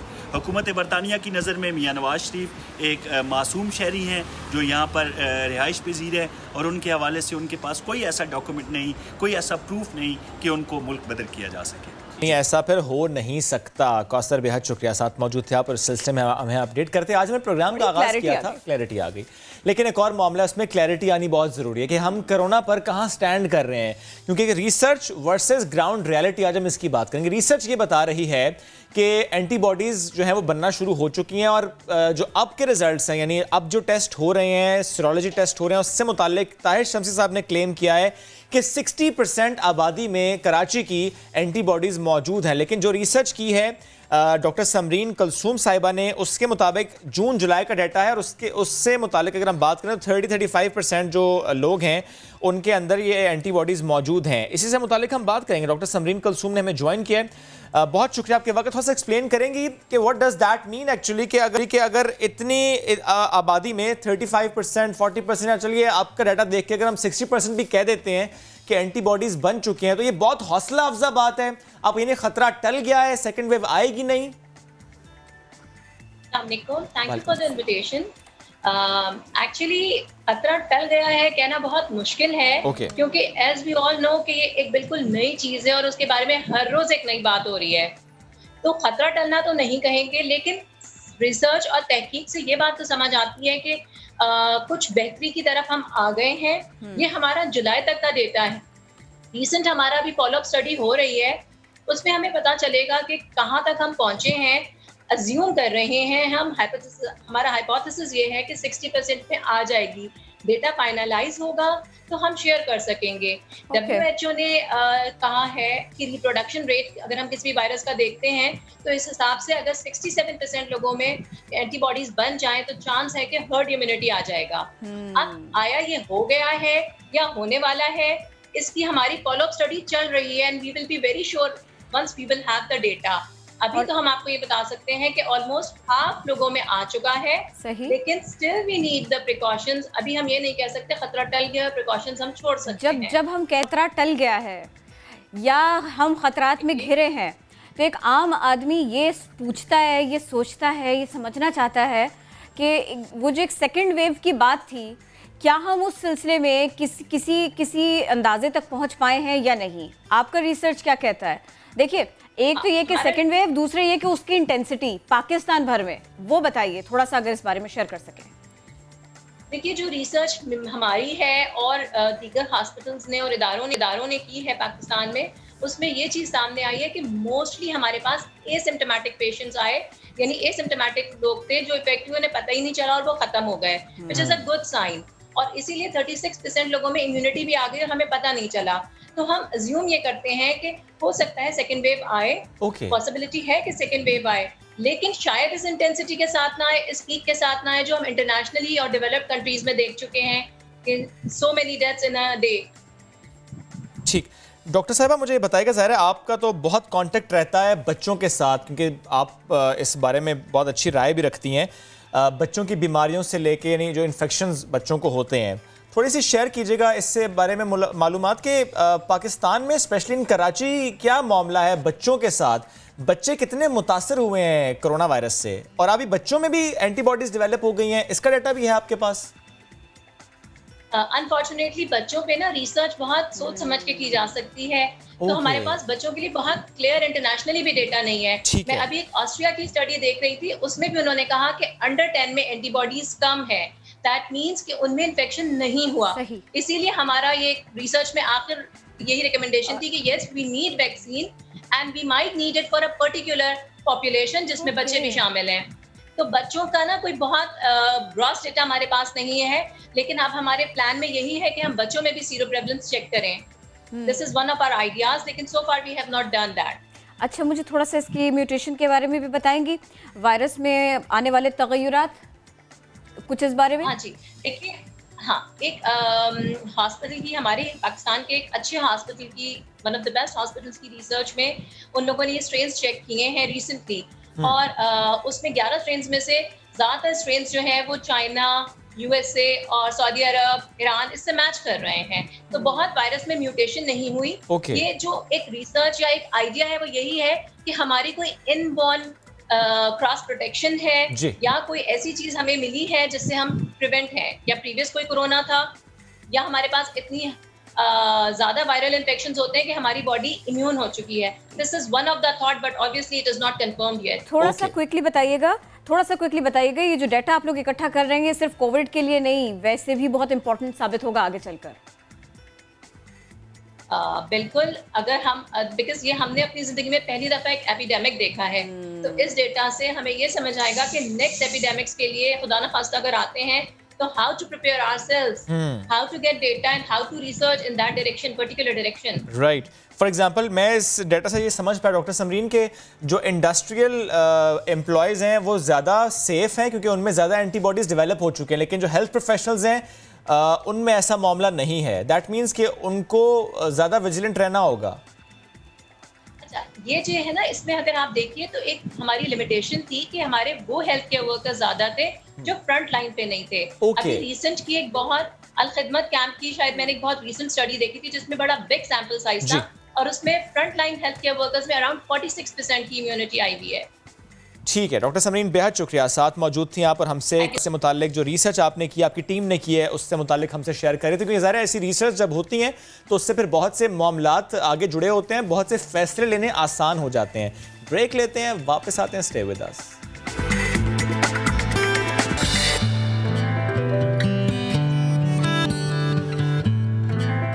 जनाब, नया दिन में नए सिरे से खुश आमदीद। 4 गेंदों पर 4 खिलाड़ी बोल्ड किए, यूं भेजा उनको वापस। शाहीन शाह अफरीदी ने धाक बिठाई। T20 ब्लास्ट टूर्नामेंट में हैम्पशायर की नुमाइंदगी करते हुए 4 ओवर्स में 19 रन दिए और 6 विकेटें उन्होंने हासिल की। वो 4 गेंदों पर 4 विकेटें लेने वाले पहले पाकिस्तानी बॉलर बने। ठीक है, 4 गेंदों पर 4 विकेटों वाली बात तो किरण आपने की, लेकिन T20 क्रिकेट की अगर हम हिस्ट्री देखें, 9000 से भी जायद मैचेस में ये पहली बार हुआ है कि दुनिया का ये वाहिद बॉलर बन गए जिन्होंने 6 विकेटें ली और 6 के 6 क्लीन बोल्ड। वाओ।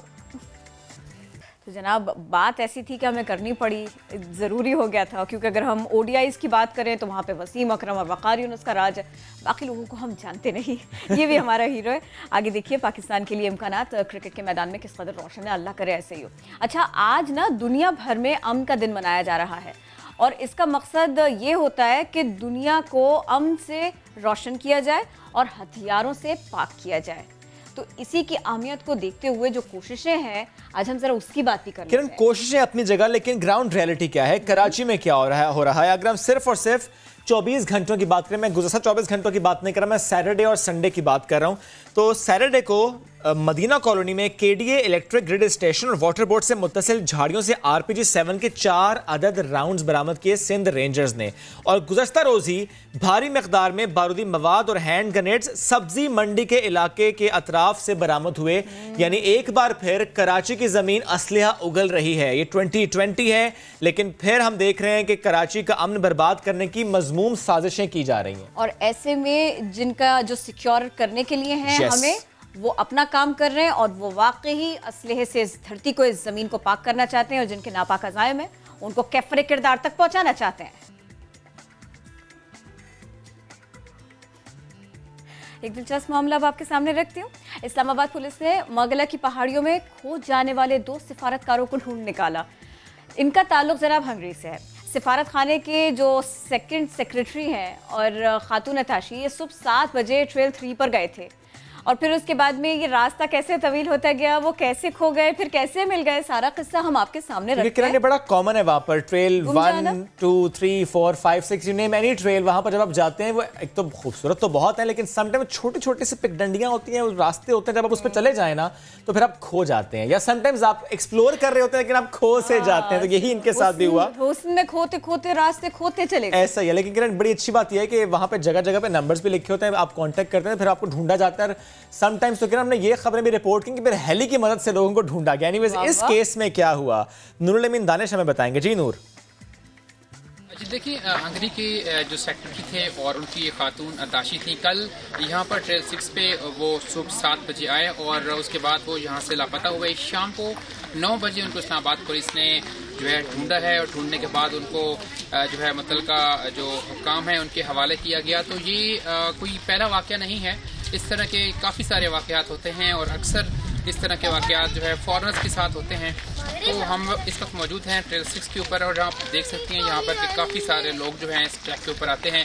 अगरचे कोई 1-1.5 किलोमीटर तक तो कोई मसला नहीं होता, लेकिन जो लोग इसके एंड तक जाते हैं वहाँ पे क्योंकि काफ़ी ज़्यादा आगे जंगल है, तो लोगों को सही तरीके से नेविगेशन का मसला होता है, जिसके बाद यहाँ पर इस तरह के वाक़यात आते रहते हैं। तो कल जब ये वाक़या पेश आया, उसके बाद इस्लामाबाद पुलिस जो है उन्होंने मुकम्मल तौर पर इसका सर्च ऑपरेशन किया। इस्लामाबाद में बुनियादी तौर पर 3-4 ऐसे ट्रेल्स हैं जहां पर लोग आते हैं और ख़ुसूसी तौर पे लोग इसके एंड तक जाने की कोशिश करते हैं। तकरीबन जो ट्रैक्स हैं ये 5-7 किलोमीटर्स के हैं और इसके लिए काफ़ी ज़्यादा टाइम चाहिए होता है, इसलिए लोग या तो इंतहाई सुबह आते हैं और जो थोड़ा बाद में आते हैं तो उनको काफ़ी ज़्यादा देर हो जाती है। तो जो यहाँ की पार्क इंतज़ामिया है, डिस्ट्रिक्ट एडमिनिस्ट्रेशन है, पुलिस है, उनका यही कहना है कि जो भी लोग यहाँ पर आएँ वो या तो दिन में आएँ, और ज़्यादा अगर उनको देर होती है या कहीं पर उनको मिसअंडरस्टैंडिंग होती है तो फौरी तौर पर जो मुतल्लिका हुकाम है, जो पार्क की इंतज़ामिया है या जो यहाँ पर मुतल्लिका पुलिस है 15 है, उसको इतला करें ताकि किसी भी किस्म की जो इनकन्वीनियंस है उससे वो बच सके। बहुत शुक्रिया आपने अपडेट किया। वैसे किरण, ऐसा बहुत मैंने पहले भी कहा था ना, बहुत कॉमन है, मेरे अपने साथ भी हुआ। जब हम यूनिवर्सिटी में पढ़ते थे तो एक दफ़ा हमने प्लान किया कि चलें ट्रेल पर चलते हैं। यूनिवर्सिटी की बैक साइड बड़ी खूबसूरत ट्रेल थी, लेकिन हुआ ये कि हम चले तो गए, दोपहर में आएगा हम 2 बजे निकले थे, हम नेक्स्ट डे फिर वापस पहुंचे 11 बजे सुबह। पूरी रात हम लोग भटकते ही वहां पर रहे, उस वक्त तो हमने मैप भी इस्तेमाल नहीं किया था। आप बीती है, ओके। यस, तो ऐसा हो जाता है, ऐसा हो जाता है। एक्सप्लोर करने के चक्कर में समटाइम बंदा इधर उधर खो जाता है। मुझे अच्छा बता दिया, टाइमली बता दिया, बेहतरीन बता दिया आपने मुझे। अच्छा शुएब, मैं ये चाह रही थी कि अब ना हम कहाँ भटके हुए हैं, अब हम वो बात करें, क्योंकि किरण ये बड़ा जरूरी है बात करना। एग्जैक्टली। भटकते भटकते समटाइम्स आप और सफर करते हैं, आप सफर करते हैं, खुद मोहतात रहें, आसपास के लोगों पर नजर रखें, बावजूद इसके अगर बदनसीबी होनी है तो हो रहती है। हम आजकल खौफ के साए में जिंदा हैं, सब के सब। हम आजकल दरिंदों में घिरे हुए हैं, सब के सब। इंसानियत का जनाजा रोज निकाल दिया जाता है, कहाँ जाएं, क्या करें। ऐसा करने वाले दरिंदे अगर न संभाले गए हुक्मरानों से, अथॉरिटीज से, तो फिर मुआशरा बनेगा क्या? हम आज इसके ऊपर बात करेंगे। इंसान की खाल में छुपे भेड़ियों की बात करेंगे। इनसे जान, माल, इज्जत कुछ महफूज नहीं। इन्हें देखने वाला कौन है? ये वाकयात क्यों हो रहे हैं? तवातुर के साथ हो रहे हैं।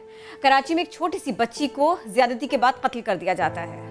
मोटरवे पर मुश्किल में फंसी एक खातून को मदद देने के बजाय उनके बच्चों के सामने ज्यादती का निशाना बना दिया जाता है। फिरोजवाला में डकैती के दौरान खातून को मुबैना तौर पर शौहर के सामने ज्यादती का निशाना बनाया गया। खानेवाल से खबर आई बच्चे को रेप किया गया। जब वालिद रिपोर्ट करने के लिए गए तो FIR तक नहीं काटी गई। डेवलपमेंट क्या है, मैं कोशिश करूंगी कि कुछ और मुख्तलिफ केसेस हैं, कुछ और मुख्तलिफ मामलात हैं, उन सब के ऊपर भी बात करूं। लेकिन ये जो वाकया था ना, दरिंदगी का निशाना बनाया गया खातून को डकैती के दौरान, उनके शौहर, उनके बच्चे वहीं पर थे। अब इस सिलसिले में क्या हुआ है मैं आपको बताती हूँ। इस वाक़े का मुकदमा 5 नामालूम अफराद के खिलाफ दर्ज किया गया है। खातून का DNA टेस्ट भी कराया जा रहा है। केस में मुलव्विस कोई दरिंदा पकड़ा भी गया? क्या हम कोई उम्मीद रख सकते हैं आने वाले दिनों में? हम सारे सवाल रखेंगे, अपने नुमाइंदे की जानिब चलेंगे। हमारा साथ देंगे अब नुमाइंदा समा हैदर गिलानी। हैदर, ये सारे का सारा वाकया और कुछ डेवलपमेंट, कुछ पेशरफ्त पुलिस की जानिब से देखने में आई। जी, ये लाहौर मोटरवे ज्यादती केस के बाद शेखुपुरा में भी खातून से गैंग रेप का अफसोसनाक वाकया सामने आया है। ये खातून और इसका शौहर टोबर सिंह के रैशी हैं और रावलपिंडी में लोगों के घरों में कामकाज करते थे। बेरोजगारी से तंग आकर उन्होंने लाहौर का रुख किया और रात देर से ये मियां बीवी लाहौर पहुंचे। इनके पास लाहौर में रात गुजारने का ठिकाना ना था तो मीनार पाकिस्तान पार्क में रात गुजारने के लिए बैठ गए, जहां पर इनकी मुलाकात एक मालशी से हुई, जिसने इस मियां बीवी को वर्गलाकर अपने घर रात गुजारने की दावत दी और रिक्शा में बिठाकर शेखुपुरा थाना फिरोजवाला की हदूद काला शाह काकू में ले आया, जहां पर इसके 4 मुसल्लह साथी पहले से मौजूद थे, जिन्होंने गन पॉइंट पर इस मियां बीवी को पहले मोबाइल और नकदी से महरूम किया। बाद में शौहर के सामने गन पॉइंट पर खून को ले जाकर गैंग रेप का निशाना बना डाला। ये वाकया 16 सितंबर की रात का है। 17 सितंबर को थाना फिरोजवाला ने खातून का मेडिकल करवाया, FIR दर्ज कर ली, मगर 5 रोज गुजरने के बावजूद कोई मुलजम गिरफ्तार नहीं हो सका। DPO शेखुपुरा गाजी सलाहुद्दीन के मुताबिक इस औरत का DNA टेस्ट करवाया जाएगा और तफ्तीश का दायरा कार बढ़ाते हुए जल्द मुलजमान को गिरफ्तार कर लेंगे। अगर हम बात करें शेखुपुरा में बढ़ते हुए जराइम की, तो रोजाना की बुनियाद पर चोरी, डकैती, कत्ल गारत और ज्यादती के वाकयात रिपोर्ट हो रहे हैं। अभी 2 दिन पहले थाना भिक्की के 14 साल लड़की को भी गैंग रेप का निशाना बनाया गया, जिसके नामजद मुलजमान अभी तक गिरफ्तार नहीं हो सके। शेखुपुरा की आवाम जराइम पेशा अफराद के हाथों यरगमाल बन चुकी है और पुलिस कागजी कार्रवाइयों में मसरूफ है। अमली तौर पर जराइम कंट्रोल करने में मुकम्मल तौर पर नाकाम नजर आती है। और इसी वाकये की अगर हम बात कर लें तो पुलिस कुछ भी कर पाई है इस सिलसिले में? थोड़ा सा एलैबोरेट करें। आपने खुद कहा कि वो एक मालशिया था, आपने खुद कहा पुलिस, अगर हम इस वाकये की बात करें तो गैंग रेप के इस औरत के साथ जो जुल्म हुआ है, इस वाकये पर पुलिस ने अभी तक सिर्फ चंद लोगों को गिरफ्तार किया है, सामने तफ्तीश किया है, लेकिन वो मतलूबा मुलजमान नहीं है। DPO कहता है कि हम इसका DNA टेस्ट करवा के असल मुलजम तक सब। हैदर, मुझे प्लीज एक बात ये बताइएगा, आपने कहा कि मीनार पाकिस्तान के पास यानी उस पार्क में ये मामला स्टार्ट होता है, जो मालशिया था इनको बहलाकर ले गया, कोई कैमरे वहां पर लगे हुए हैं? कोई CCTV फुटेज इस बारे में सामने आई है? कैमरे, अक्सर कैमरे तो आपको पता है खराब होते हैं और CCTV फुटेज से अगर ये मदद लेंगे भी तो ये आधी रात का वाकया था, तो ऐसा नहीं है, अभी तक हमारे पास कोई नहीं है कि CCTV फुटेज से इनको कोई ट्रेस किया जा सके। बहुत शुक्रिया हैदर, साथ मौजूद थे आप और इस केस की अब तक के डेवलपमेंट से मुतालिक हमको अपडेट करते। किरण, यहाँ पर आप देखिए कि DNA टेस्ट की हम बात करें, हालांकि जो एक और वाकया, बहुत ब्रूटल वाकया था मोटरवे वाला, उसमें एक मदद कैसे मिली कि DNA ट्रेस इस तरीके से हो गया कि ऐसा मुलजिम था जिसका DNA रिकॉर्ड मौजूद था। तो अगर DNA रिकॉर्ड मौजूद नहीं होगा, DNA प्रोफाइलिंग नहीं होगी, तो फिर तो ये मामलात और कॉम्प्लेक्स की तरफ जाएंगे। एग्जैक्टली। एक तो ये कि वो डाटा मौजूद हो, दूसरे ये कि टाइमली DNA टेस्ट हो जाए, टाइमली आप शवाहिद को इकट्ठा कर लें। अब इसमें 2 मामलात हैं। अब बेसिक तो यही है कि फौरी तौर पर DNA किया जाए, फौरी तौर पर लोगों को तलाश किया जाए जो भी इसमें मुलव्विस हैं। अब ये पहला वाक़या नहीं है, लाहौर ही में इससे पहले भी हम ये वाक़या सुन चुके हैं इस तरह का कि कोई मलेशिया आता है, उसके बाद में वो नकदी लूटता है और चला जाता है। देखिए, मैं और शुएब जो बात कर रहे थे कि थोड़ा सा लोगों को खुद भी अलर्ट रहना पड़ेगा, पहला फैक्टर तो वही है। इस सब के बाद में अब जनाब लोगों को हमको ये भी देखना पड़ेगा कि वाकई पुलिस अपना काम किस तरह से कर रही है। ये एक और जिम्मेदारी, भारी जिम्मेदारी पुलिस के ऊपर आती है कि आखिर वो किस तरह से किसी भी केस को नतीजा खेज बनाते, कैफर किरदार तक ऐसा करने वालों को पहुंचाते हैं। इंतहाई अफसोसनाक वाकया, कितना बड़ा डैमेज है ये उस फैमिली के लिए, और ऐसा करने वाले खुले घूमते रहे तो मैसेज क्या जाता है। हम डॉक्टर मोइज से इसी सिलसिले में बात करेंगे। सर, कैसे आप ये बताइए, रेप के वाकयात, ज्यादती के वाकयात बढ़ते जा रहे हैं। हम इस बात को रो रहे थे कि एक सर्वाइवर से किस तरह से पेश आने, उसकी फैमिली से किस तरह से पेश आना है, अभी तक शायद हम लोग सीख नहीं पाए। तो अब ये परेशानी बढ़ती चली जा रही है कि अगर रेप करने वाले बढ़ रहे हैं सोसाइटी में आए रोज, तो फिर हम किस तरफ जा रहे हैं, हमारी जहनियत क्या बनती जा रही है? बिस्मिल्लाहिर्रहमानिर्रहीम, अस्सलाम वालेकुम जी। मुझे तो बड़ा अजीब सा लग रहा है कि जिससे ये पाकिस्तान नहीं, ये मुल्क, ये भारत है। क्योंकि भारत में ये वाकयात बहुत तेजी से होते हैं, बहुत ज्यादा होते हैं। पाकिस्तान में ये वाकयात इतनी तेजी से और इतने ज्यादा नहीं थे। ज़ैनब के वाक़े के बाद ये जब आगाही हुई और लोगों में शऊर आया और बात फैली, उसके बाद से कितना अरसा गुजर गया, कोई ऐसे इकदाम नहीं किए गए कि जिसकी वजह से ऐसी सजा दी जाए ऐसे मुजरिमों को और सरेआम दी जाए कि उसके बाद लोगों में हिम्मत ना हो। सही। अब आप देखें कि अभी वो वाकया हुआ जो मोटरवे का था, उससे पहले वाकयात हुआ वो बच्ची का, उससे पहले कई वाकयात थे। किसी मुजरिम को आवाम के सामने सजा दी गई या नहीं दी गई। जब सजा नहीं होगी तो हिम्मत बढ़ेगी। अब हो ये गया है कि कानून मजाक है, पुलिस मजाक है, पैसे दे के जान छुड़ा लो, जिसकी जो मर्जी चाहे करो। तो अब जंगल के कानून से ज्यादा कानून खराब पाकिस्तान का हो चुका है। डॉक्टर साहब देखिए, मैं ना जब हम बात करते हैं कड़ी सजा की, कड़ी से कड़ी सजा की, तो मैं ये सोचने पर और ये पूछने पर मजबूर हो जाती हूँ कि ज्यादा बुरा ये है कि हम सबके सामने सजा नहीं दे रहे, या ज्यादा बुरा ये है कि हम भागने का मौका दे रहे हैं एक रेपिस्ट को। हमारे कानून का फायदा उठाता है वो, हमारी पुलिस का फायदा उठाता है वो। देखिए जी, मैं आपको एक और थ्योरी बताऊं जो मेरे जहन में कुछ दिनों से आ रही है। क्या ये मुमकिन है कि तमाम चीजें एक प्लान के तहत करवाई जा रही हो? अगर मुल्क में इस किस्म की इंतशार फैलता है जहां औरत महफूज नहीं, हमारी बेटियां महफूज नहीं, हमारी बहनें महफूज नहीं, तो वो माशरे का क्या हाल क्या होगा? तो मुमकिन है, अगेन एक थ्योरी है कि शायद ये करवाया जा रहा है, बिकॉज जिस तरह ये हो रहा है, जिस तवातुर से ये हो रहा है, करने वाले को कोई डर, कोई खौफ नहीं है। ये बड़ी अजीब सी बात है। बिल्कुल।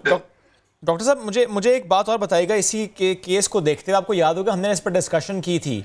लाहौर ही का ये मामला था कि जब मालशिया आता है वो हिप्नोटाइज करता है और फिर गर्दन तोड़ के चला जाता है। चलें, वो तो समझ आ रहा था उस वक्त कि वो क्रिमिनल था, उसने लूटना था मोबाइल फ़ोन या नकदी। लेकिन इन दिस पर्टिकुलर केस ये माइंडसेट थोड़ा सा डिफरेंट है, क्योंकि वो जो मियाँ बीवी वहां पर मौजूद थे, बच्चों के साथ मौजूद थे या नहीं भी थे, तो वो गरीब लोग थे। दैट मीन्स उनके पास तो पैसा, भोले लोग थे किरण, उनको पैसा नहीं होगा, उनके पास स्मार्टफोन भी नहीं होगा शायद। तो ऐसे में तो ये समझ लेना चाहिए हमें कि वो जो शख्स था, मालशिया था, वो इन्हें वो यही जुर्म करना चाहता था, बरगला लेकर गया है। उसका जो मोटिव था वो पैसा लेना नहीं था, उसका मोटिव यही था। और ये मोटिव इतना सिंपल भी नहीं हो सकता, सिर्फ इज्जत लूटना, ये सिर्फ सिंपल मोटिव उसका नहीं हो सकता, ये कोई और घिनौना धंधा भी हो सकता है। इसीलिए मैंने ये थियरी की बात की। वजह इसकी ये है कि माशरे में अगर आप इस किस्म की हरकतें होती रहे, सदावार पकड़े ना जाए, मुजरिम पकड़े ना जाए, तो माशरे के अंदर इतना खौफ फैलेगा कि माशरा जो है वो मुंजमद हो जाता है। फिर आप घर से निकलते हुए डरते हैं। औरतें, बच्चियां स्कूल जाने से डरेगी, कॉलेज जाने से डरेगी, औरतें घर से बाहर नहीं जा सकेगी सामान खरीदने के लिए। तो ये माशरे को बर्बाद करने के लिए बहुत बड़ी स्कीम हो सकती है।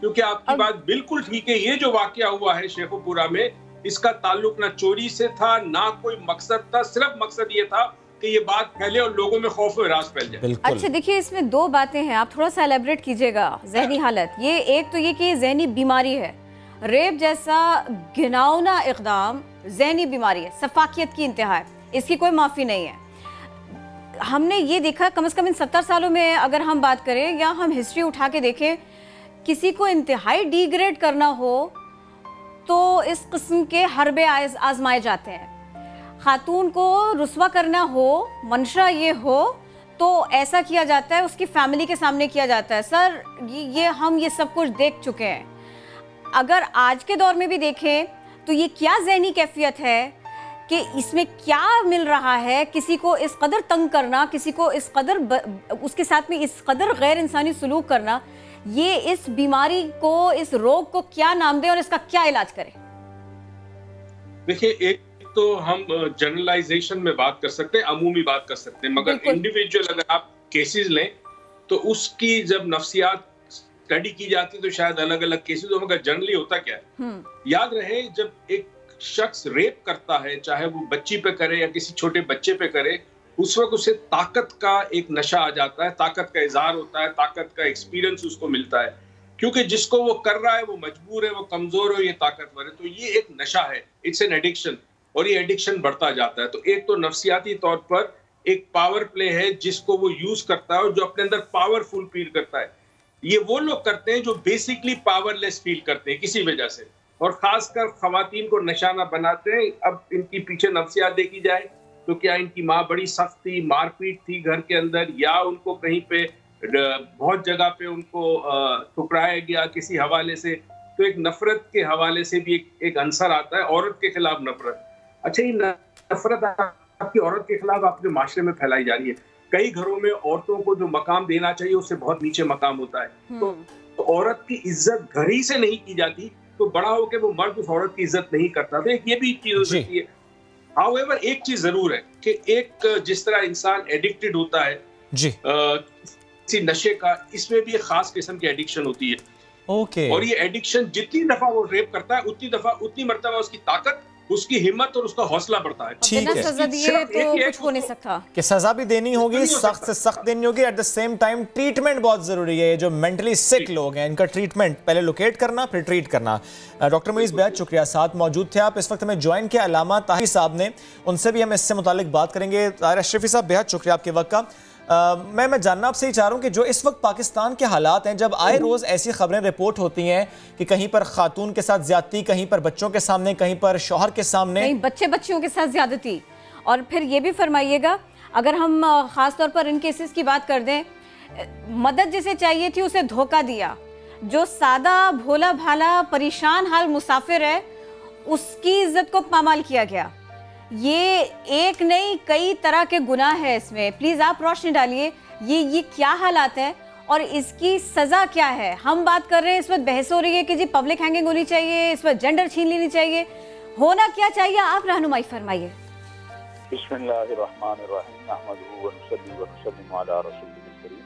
देखिए, गुजारिश ये है, एक तो ये हमारे इज्तिमाई बेहिसी के रवैये हैं। इसको आप खाली ये मुजरिम, इसके मुजरिम नहीं हैं, पूरी कौम हम मुजरिम हैं। हमारे बेहिसी के रवैये हैं। फिर हमारे जो अदालती और इंसाफ और पुलिस का निज़ाम है उसकी बेहिसी है कि एक मुजरिम पकड़ा भी जाए तो वो आप ये आबिद लाहौर वाला देखें, वो पकड़ा गया और उसके बाद वो रिहा हो गया। उसके बाद उसने कितने वाकयात किए। जहाँ आपको सजाओं की तरफ तवज्जो देनी है, वहाँ पर आपको आपके जो इज्तिमाई मुआशरती निज़ाम है उसकी इस्लाह की तरफ भी तवज्जो देनी है, जो कोई जिसकी इस्लाह के लिए तैयार नहीं है। हमारी सूरत हाल ये हो चुकी है कि हम देखते हैं किसी के साथ कुछ हो रहा है, हम कहते हैं करने दो, हमें क्या है। हम देखते हैं एकदम एक आदमी जो है वो बहुत ज्यादा, उसके पास माल और दौलत आया है, कोई नहीं बताता कि ये कहाँ से आया है। हम देखते हैं हर कोई कहता है मैं बच जाऊं। जो आग होती है वो किसी को नहीं बचाती है, आग तो सबके घर में जाती है और सबके घर को लगती है। और तो बहुत माजरत आपकी बात कट रही है, मैं बिल्कुल ऐसा नहीं चाह रही, लेकिन मैं चाह रही हूँ कि आप अपने जवाब के साथ ना इसको भी एड्रेस कीजिएगा। सर, ये जो सोच है कि वो गाड़ी अकेले ड्राइव नहीं करनी चाहिए थी, घर से नहीं निकलना चाहिए था, पेट्रोल क्यों नहीं डलवाया था, ये जो मुसाफिर थे वहाँ जाके क्यों बैठ गए थे, इनको रात में नहीं निकलना चाहिए था, खातून को रात में नहीं निकलना चाहिए था। सर, ये रवैये भी तो अच्छे नहीं है, क्योंकि मजलूम तो मजलूम रहेगा, आप कितनी दलील रखते हैं उसके आगे? नहीं, बिल्कुल ये गलत बात थी और मैंने उसी दिन कहा था कि इस पे हमारे CCPO साहब को माजरत भी करनी चाहिए। और इसका मतलब तो आप ये कह रहे हैं कि कल आप कहेंगे मर्द भी बाहर ना निकले क्योंकि कोई उसे पड़ जाएगा और कोई उससे लूट लेगा, और ये वाकयात तो होते हैं आपके बड़े मर्दों के साथ। ये जो डाकू पड़ते हैं, ये बात नहीं हमें, मैंने जैसे कहा, जैसे वो एक साहब कहते हैं मैंने देखा और मैंने फोन कर दिया, काश वो जो आदमी था वो वहां आगे करके अपनी गाड़ी खड़ी कर लेता, वो पुलिस को फोन करता, वो और लोगों को फोन करता, उस औरत को बचाया जा सकता था। अगर किसी ने देखा था कि वो अकेली औरत, सोशल रिस्पॉन्सिबिलिटी। हमें अपनी इज्तिमाई रवैये बदलने की जरूरत है। मैं आपको अर्ज करूं, मीडिया, मेहराब व मिंबर, हमारी इंतजामिया, हम सब जिम्मेदार हैं। ये मैं बड़ी जिम्मेदारी से कह रहा हूँ। जहाँ हम चाहते हैं कि हमारे यहाँ से, मैं आपको बताऊं, जो उर्दू की वेबसाइट बंद की हुई हैं यूएई ने, सऊदी अरब ने, हत्ता के इंडिया ने, हमारे यहाँ वो देखी जाती हैं। आपको सारा कोई एक इसका जिम्मेदार नहीं है। हम कहते हैं कि एक शोबा जिम्मेदार है, तो नहीं, ऐसा नहीं है। हम सब इसके जिम्मेदार हैं। सही। और जहाँ तक बात है, आप जब तक सजाएं नहीं देंगे, कुरान अल्लाह से भी ज्यादा कोई रहम करने वाला है, जो माँ से 70 गुना ज्यादा रहम करने वाला है, जब उसने सजा मुतय्यन कर दी है, इनको संसार करो, जहाँ रेप करते हैं वहां पर इनको वहीं पर अदालत लगाओ। आप 10 वाकयात ये करके दिखा दे, मैं देखूंगा कौन यहाँ इस मुल्क के अंदर रेप करता है या कौन बच्चों से ज्यादती करता है। और फिर इसको आप इसमें ना देखें कि जी मदरसे में होता है या मस्जिद में होता है। क्राइम तो क्राइम है, मुजरिम है, जुर्म है, वो कोई भी करे, वो कोई मदरसे में बैठ के करे, वो स्कूल में बैठ के करे, वो कॉलेज में बैठ के करे, वो सड़क के ऊपर करे। अलामा साहब, एक बात और प्लीज, आपने भी कुछ जिक्र तो उसका किया, मैं चाह रहा हूँ उस पर मजीद भी बात करें। सोशल रिस्पॉन्सिबिलिटी की भी हम बात करते हैं, हम तरबियत की बात भी करते हैं, हमने खुद कितना विजिलेंट रहना है, हम इसकी बात भी करते हैं। एक वाकया कोट करना चाह रहा हूँ, उस पर फिर आपसे मैं कमेंट लूँगा कि नौकरी का झांसा दिया गया सोशल मीडिया पर और एक 15 साल लड़का, उसको बुलाया गया और उसके साथ ज्यादती की गई।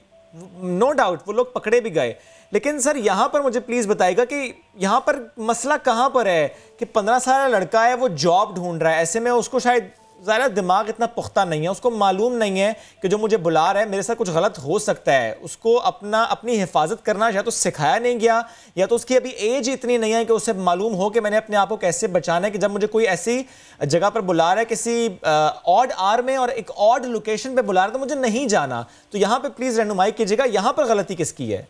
देखिए, सबसे पहली गलती ये है कि हम वालिदैन जो है ना, वालिदैन को अपने बच्चों को और अपनी बच्चियों को, माँ को अपनी बेटी को एहसास दिलाना है कि बेटी तूने कैसे महफूज रहना है।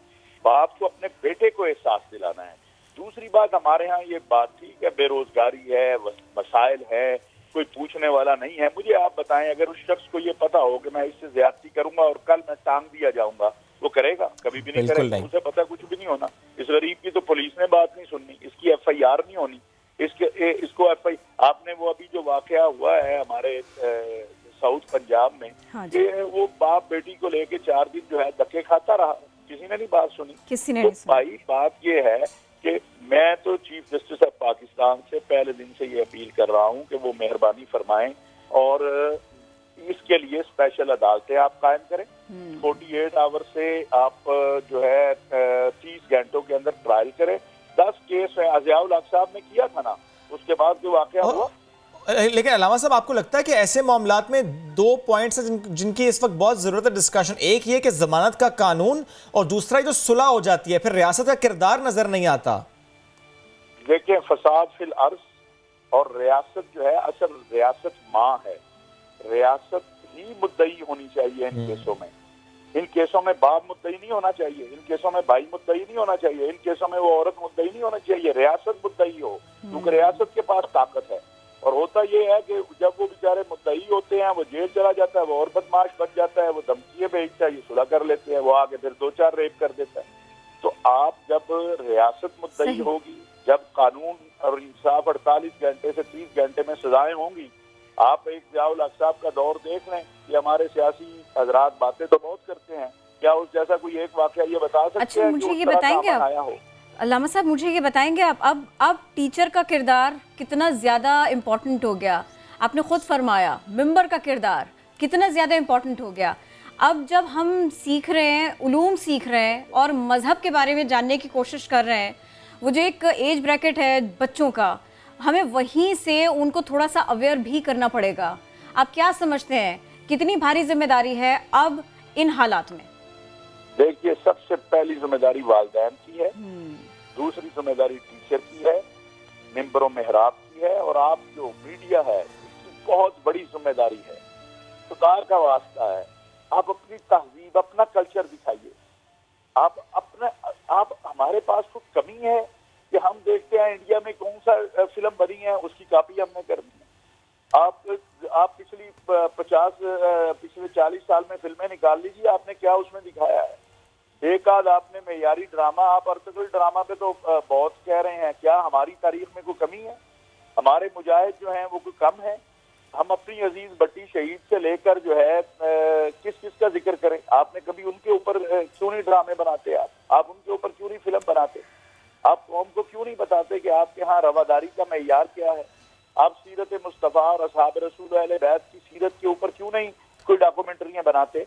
गुजारिश ये है कि आप अपने लोगों को अपना कल्चर, अपनी सकाफत जब तक नहीं दिखाएंगे, आप नहीं बताएंगे, आप मुतासर करना चाहते हैं। आपके ड्रामे क्या दिखा रहे हैं? बड़ी माजरत के साथ, बुरा ना मनाइएगा, कि बीवी है, उसकी बहन साथ बैठी है, बिल्कुल सही बात है, वो अपनी बीवी की बहन के साथ ऐसे इश्यूज पर बन रहे हैं, चक्कर चला रहा है। और कुछ ड्रामा पर अलामा साहब बैन भी लगा, लेकिन बड़ी मासरत के साथ मैं कहूंगा कि फिर बैन रिव्यू होता है, फिर बैन हटा भी दिया जाता है, तो ये बड़ा एक अलमिया है। ये भी एक बहस तरह बात है। बहुत शुक्रिया, आप हमारे साथ इस सिलसिले में बात कर रहे थे। अब मसला ये है कि आपके सामने क्या कुछ है, मसला ये है कि आप उसमें से सीख क्या रहे हैं, आपकी चॉइस क्या बन रही है।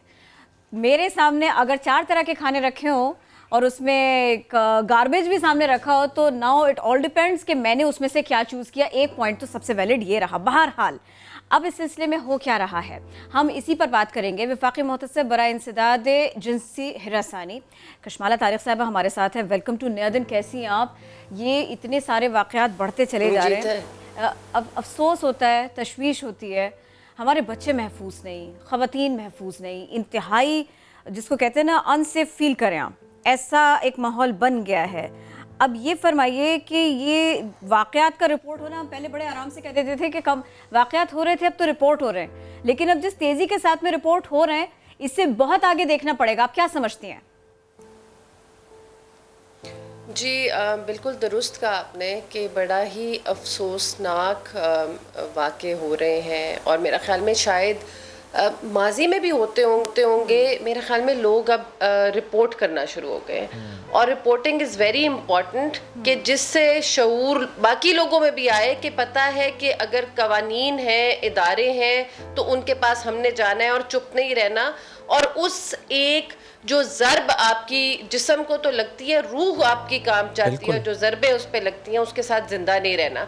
सो आई बिलीव कि इस तरह के जो हमारे कवानीन हैं उसकी तशहीर ज़्यादा करनी चाहिए, and only media can play a very vital role in that. उसमें यह कि लोगों को पता नहीं होता कि हमने कहाँ जाना है और हमें इंसाफ किस तरह मिलना है, और वो इसी एक चीज़ में दबे रहते हैं कि लोग क्या कहेंगे। अगर हम जाएंगे तो शायद पुलिस स्टेशन जाए तो वहां पे हमें और ज़दोकोब किया जाएगा और हरासा किया जाएगा, घबरा जाते हैं कि जिस तरह के सवाल किए जाएंगे।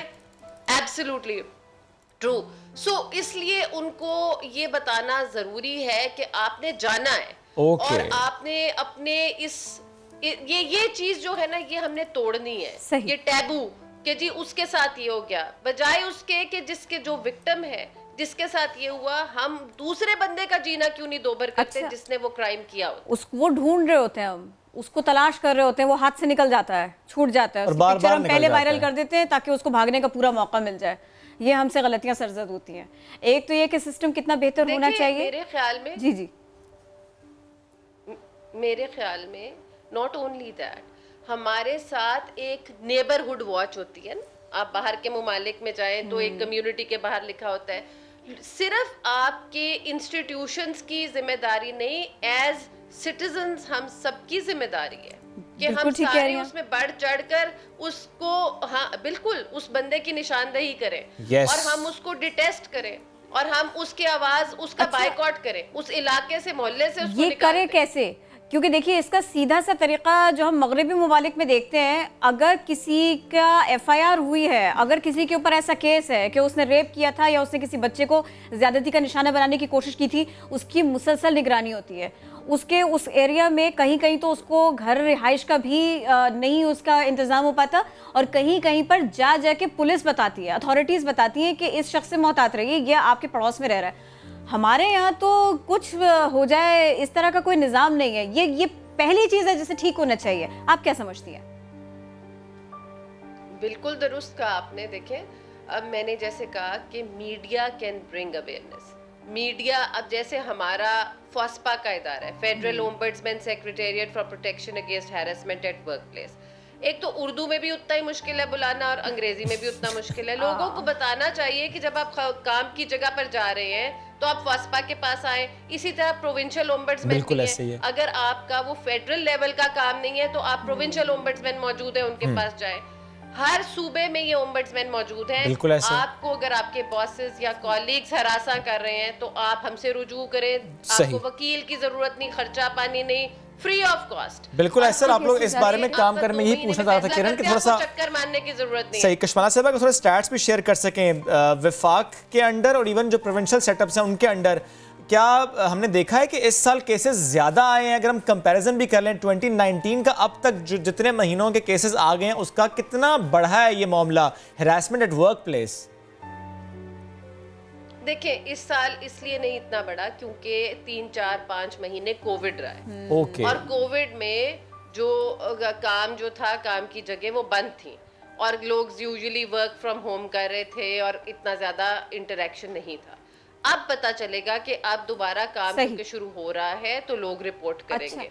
बट हैविंग सेड दैट कि जो लोगों एवरेज आ रही है वो सेम ही आ रही है। तो इसलिए हमें खवातीन को एतमाद देना है कि आवाज उठाएं। अब वो कहते हैं ना, अब चुप नहीं रहना है और नहीं सहना है, so you got to stand up for your right. ये उनको एतमाद देना बहुत जरूरी है। कई दफा घर वाले चुप करा देते, नहीं ऐसा ही है। ये बहुत वैलिड पॉइंट है कि उन्हें एतमाद देना है कि आपने बोलना है। कशमाना साहब आपने कहा कि इस साल तो मामलात कुछ बेहतर रहे just because of this Covid के वर्क प्लेस पर लोग उस तरह से गए नहीं। बट मैं जानना ही चाह रहा हूँ कि अगर हम 2019 ही की बात कर लें तो फेडरल ओम्बड्समैन या प्रोविंशियल ओम्बड्समैन, हमने क्या देखा है कि कितने % केसेस ऐसे हैं जिनमें फिर वाकई सजाएं हुई हैं, कितने % केसेस ऐसे हैं जो वाकई फिर डील हुए हैं अकॉर्डिंग द लॉ? अच्छा, मैं आपको ये बताती हूँ कि जब मैंने ज्वाइन किया तो 5 केसेस अ मंथ थे। और इमीडिएटली 60 केसेस अ मंथ के ऊपर हमारी एवरेज आ गई। 5 से 60 रिपोर्ट होना या हल होना? तो आप ये रिपोर्ट हो के हल होना। हमारे पास कोई पेंडिंग केस पुराना नहीं चलता। nice. So, अगर आपको मैं अपनी एनुअल रिपोर्ट अगर आप आई विश आपने हमारे दफ्तर से ले ली होती तो आप स्टैटिस्टिक्स भी चला सकते थे। You can do another show on that. We will do. इंशाल्लाह उसके अंदर हम जरूर करेंगे, वो भी चलाएंगे। बात मुकम्मल कीजिए, साथ में इसको भी एड्रेस कीजिएगा। मैं ये चाह रही हूँ कि आप अपनी बात भी कंप्लीट करें, मेरे सवाल का जवाब भी दे दें हाथ के हाथ। मुझे ये बताइए, हम जब भी इस मौजू के ऊपर बात करते हैं कि हैरेसमेंट्स बढ़ रही हैं, रेप की जो आदाद शुमार है वो बड़े तेज़ी के साथ में सामने आ रहे हैं, कोई ना कोई, हम राय का एहतराम करते हैं लेकिन कोई ना कोई शख्सियत हमें ये ज़रूर कहती है कि इट इज़ बिकॉज के वो जो ड्रामा और फिल्में और इश्तिहारात हैं उसकी वजह से हो रहा है, रेप उसकी वजह से बढ़ रहा है, हैरेसमेंट इस सब की वजह से बढ़ रही है। मैं आपका कमेंट इसके ऊपर चाहती हूँ कि ये कह देना किस कदर आसान है ऐसे में कि जब एक आम पाकिस्तानी अपनी सर्च हिस्ट्री नहीं दिखा सकता कि उसने क्या क्या लिख के क्या क्या सर्च किया। देखिए जी, बेसिकली बात ये है कि लोगों को फ्रस्ट्रेशंस होती हैं, मगर उसका ये मतलब नहीं है कि आप अगर जो ड्रामों की मैंने डिस्कशन सुनी वो भी एक अवेयरनेस का हिस्सा है कि जी ऐसा भी हमारी सोसाइटी में हो रहा है। अब कितना कुछ हो रहा है। अभी हमने देखा कि बाप ने बेटी को नाउजुबिल्ला रेप कर दिया। ऐसे आए दिन हम चीजें अगर सुन रहे हैं तो उसकी रिपोर्टिंग हो रही है। अब पहले रिपोर्टिंग नहीं होती थी। अगर मैं कहूँ हमारे इदारे की रिपोर्ट एक अखबार ने ली और उन्होंने लिख दिया कि जी अब हरासानी के केसेस बढ़ गए। मैंने कहा आप ये भी रिपोर्ट कर सकते थे कि जी लोगों का एतमाद बढ़ गया, रिपोर्ट ज्यादा हो रहे हैं और आप लोग उसको डील कर रहे हैं। ये तो बिल्कुल दुरुस्त बात। और उसको डील कर रहे हैं और लोगों को इंसाफ मिल रहा है। ये बहुत जरूरी है, इंसाफ मिलना चाहिए और बर वक्त मिलना चाहिए। कशमाना साहब लास्टली प्लीज मुझे बताइएगा कि इस वक्त जब हम देख रहे हैं कि केसेस ज्यादा रिपोर्ट हो रहे हैं, अवेयरनेस बढ़ रही है, एट द सेम टाइम एक आवाज बुलंद हो रही है। वो आवाज ये है पब्लिक हैंगिंग की, सख्त से सख्त सजा की। मैं आपका ओपिनियन चाहता हूं इस पर। आपका ओपिनियन क्या है सख्त से सख्त सजा से मुताल्लिक, पब्लिक हैंगिंग से मुताल्लिक? देखिए जी, अभी तो मैं पार्लियामेंटेरियन नहीं हूँ, माजी में थी। और जो लोग इस वक्त पार्लियामेंट में बैठे हुए हैं वो कहते हैं ना कि लोगों की जो आवाज़ है वो नकारा खुदा होती है। तो मेरा ख्याल में आप लोगों को, आप बाकी ममालिक में देखें, आप अगर इसमें इस्लामी सज़ाओं के ऊपर आए तो उसके ऊपर क्यों था कि संसार कर दिया जाए या हाथ काट दीजिए? आपके पास हदूद के कवानीन है ना। बिल्कुल। तो मुझे समझ नहीं आता कि हमारी जो बाइफिकेशन है कि एक जगह पे हमारी आधी सोसाइटी बट जाती है। एक तरफ लोग जो हैं, जो हमारे सिविल सोसाइटी है वर्सेस हमारे काउंसिल ऑफ इस्लामिक आइडियोलॉजी भी है जैसे हमारे पास, तो हमारे जो उल्मा हजरात हैं या ये इनमें कॉन्फ्लिक्ट आ जाता है।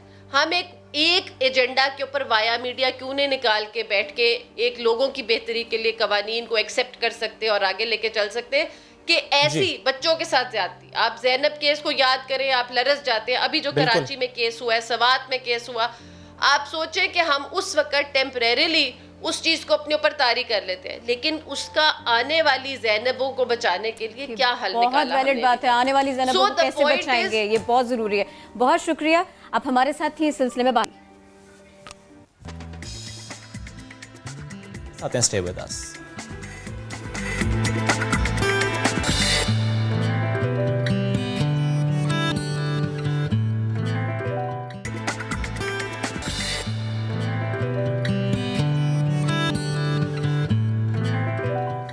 Welcome back. मोटरवे वाक़े के बाद 10 दिन में हिफाजती आलात की मांग में 10 गुना इजाफा, जिसमें एक आला है जिससे करंट लगता है, वो छोटा सा आला होता है, उससे करंट लगता है। मुझसे भी एक शख्स ने पूछा कि क्या हम ये रख सकते हैं, क्या लॉ हमें इसकी इजाज़त देता है? आई वॉज अनअवेयर, मुझे नहीं मालूम कि लॉ इसके बारे में क्या कहता है, लेकिन अपनी हिफाजत करने से मुताबिक तो लॉ क्लियर है कि आप अपनी हिफाजत के लिए कुछ भी कर सकते हैं। तो बहुत ज़रूरी है सबके लिए, और ख़ास तौर पर तो आजकल मेरा दिमाग इसी पे चल रहा होता है, शुएब मैं क्या करूँ ऐसा कि मैं खुद को और अपने आसपास लोगों को सेव कर सकूं। नो डाउट, आप जो भी ट्रैवल करता है स्पेशली वो ये सोचता है कि अपनी गाड़ी में कोई ऐसा आला रखे जिससे खुदा ना खास्ता कोई अगर ऐसा नाखुशगवार वाकया पेश आना हो, कोई हमलावर तो आप उससे फिर आप उस पर हमला कर दें। आप फिर हल्के ना आए, आप फिर आए जरा भारी।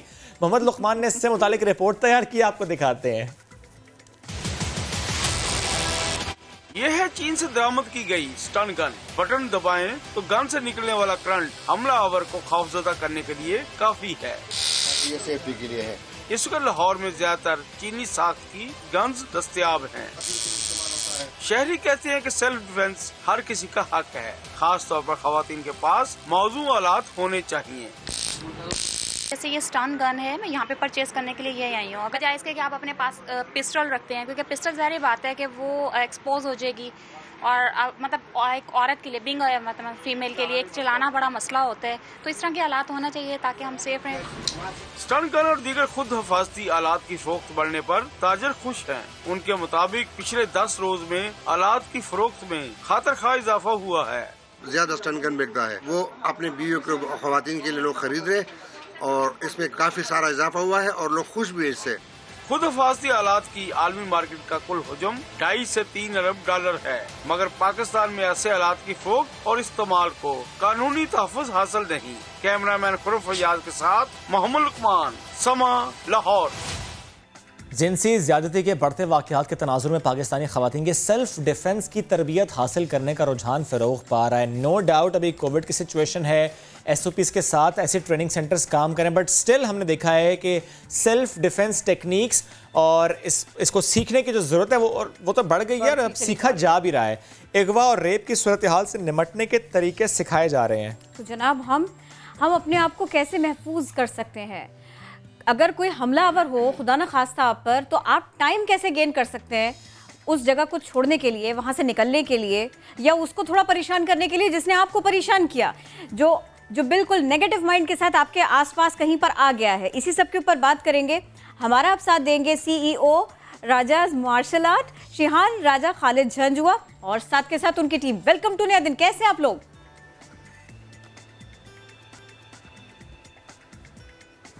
हम लोग खैरियत से हैं, आप कैसे हैं? Thank you sir. आप तो खैरियत से होंगे ही ना, आपको इतना अच्छी तरह से सेल्फ डिफेंस करना आता है, बल्कि आपके सामने तो दूसरों को ज़रूरत पड़े कि वो सेल्फ डिफेंस के ऊपर ध्यान दें। अब मुझे ये बताइए, अगर मैं आज से आपके जैसा बनने की कोशिश करूं तो ऐसा कितने दिनों में मुमकिन हो पाएगा? कितनी टफ ट्रेनिंग्स होंगी और क्या मामला रहेगा? मुझे थोड़ा सा बताइए प्लीज़।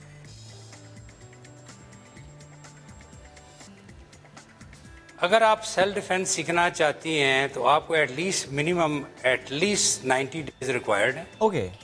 90 डेज में आप इस काबिल हो जाती हैं कि अपने आप को प्रोटेक्ट कर सकें। मास्टर तो नहीं हो सकती, लेकिन अपने आप को प्रोटेक्ट कर सकती हैं। जबरदस्त, यानी इतना सीख लेंगे कि आप अपने आप की वहाँ जाके सेल्फ डिफेंस की ट्रेनिंग लें, ठीक अपनी हिफाजत कर पाएंगे। मैं क्योंकि वक्त कम है, मैं चाहता हूँ अगर थोड़ा सा डेमोन्स्ट्रेशन भी हम करवा सकें, क्योंकि ज़ाहिर है ये तो 90 डेज रिक्वायर्ड हैं रोज़ाना सीखना, लेकिन अगर कोई एक ऐसा गुर जो आप इस शो के ज़रिए हमारे देखने वाले जो जितने भी व्यूअर्स हैं उनको समझा सकें, बता सकें कि ईजी सी कोई टेक्निक कि जब खुदा ना खास्ता कोई ऐसा मामला हो जाए तो कैसे बचना है।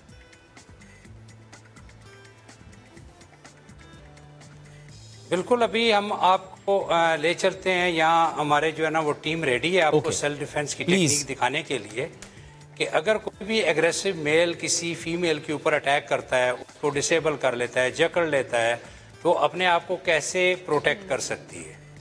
तो अभी हम आपको दिखाना शुरू करते हैं। प्लीज रेडी हो आप? We are ready. Full screen कर दीजिए प्लीज, ताकि हम देख सके सर क्या बताना चाह रहे हैं, क्या सीख सकते हैं हम। Alright, quickly. ओके, सब लोग तैयार हैं। उष्मा सर थोड़ा सा एलेबरेट कीजिएगा। ये आप सामने देख लें, मेल हुजम में भी बड़े हैं, वेट में भी उनसे बड़े हैं, छोटी बच्ची है।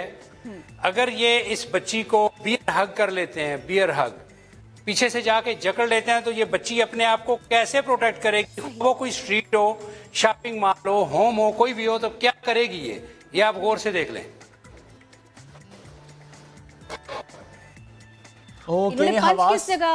पंच किस जगह किया है? ये तो ठीक है, अगर किसी ने पीछे से जकड़ने की कोशिश की हो, आपको बिल्कुल आपके हाथ बांध देने जो आपका सोलर प्लेक्स है, जो आपका जो जहाँ पे आपकी चेस्ट की बोन्स जाके खत्म होती हैं, वहाँ पे जो होल है वो बहुत ही वाइटल पॉइंट है बॉडी का। अगर किसी नॉर्मल आदमी को वहाँ पे पंच लगे तो वो फौरन कुछ मिनट के लिए डिसेबल हो जाता है। दिस पॉइंट अब सेल्फ डिफेंस का पर्पस ये होता है कि आपको गेट अवे का टाइम मिल जाए, कि थोड़ी देर के लिए अटैकर जो है वो डिसेबल हो जाए और आप वहां से निकल जाएं उस जगह से। सर ये सिखाना बहुत जरूरी होता है। ये दिखाते हैं कि ये दिखाते हुए प्लीज एलैबोरेट भी कर दीजिएगा कि ये भी बहुत जरूरी होता है कि वो जो लड़की है उसने अपने हवास पर काबू भी रखना है, ताकि वो फौरन से रिएक्ट करे। मेल ने एक फीमेल को नीचे गिरा लिया था, ओके जी, फौरन से रिएक्ट करना, लेकिन पहले अपने आप को जो है ना वो बॉडी को बिल्कुल हम लूज रखते हैं, अटैकर को बिल्कुल समझ नहीं आने देते कि आगे से क्या रिएक्ट होगा। ठीक है, अभी जैसे दोबारा ये टेक्निक करके दिखाएं प्लीज। मतलब जो आपको सरप्राइज करे, आप उसे सरप्राइज कर दे। फीमेल को, बच्ची को नीचे गिरा लिया, ऊपर चढ़ के बैठ गए और बच्ची ने ये देखें क्या किया। ओके, अब दोबारा वहीं पर हिट किया है जहां पे रिब्स बोन खत्म हो रही हैं। जी बिल्कुल, वहां पे जो चेस्ट बोन जो है ना आपकी जहाँ पे खत्म हो रही है, वहां पे वो वाइटल पॉइंट है बॉडी का। नोज भी होता है, इसको हम मुख्तलिफ एरियाज में अटैक कर सकते हैं। जैसे आपकी आईज हैं, आईज के अंदर अगर आप फिंगर्स पोक कर दें तो वो डिसेबल हो जाता है। नोज के ऊपर पंच कर दें और ये, लेकिन ये जो सोलर आपका प्लेक्स है यहाँ, ये बहुत वीक होता है, इसके ऊपर पावर से पंच किया जाए तो आप और जस्ट इन केस के लिए कि जो अटैकर है उसके पास गन है या नाइफ है या ऐसा कोई आला है, तो फिर क्या करें? एक मिनट जी, बिल्कुल अभी हम आपको दिखाते हैं कि अगर एक अटैकर गन के साथ आ जाता है और लेडीज को जो है वो हैंड्स अप करा लेता है। आप आ जाए अस्मा, ये गौर से देखें, अटैकर के हाथ में गन है,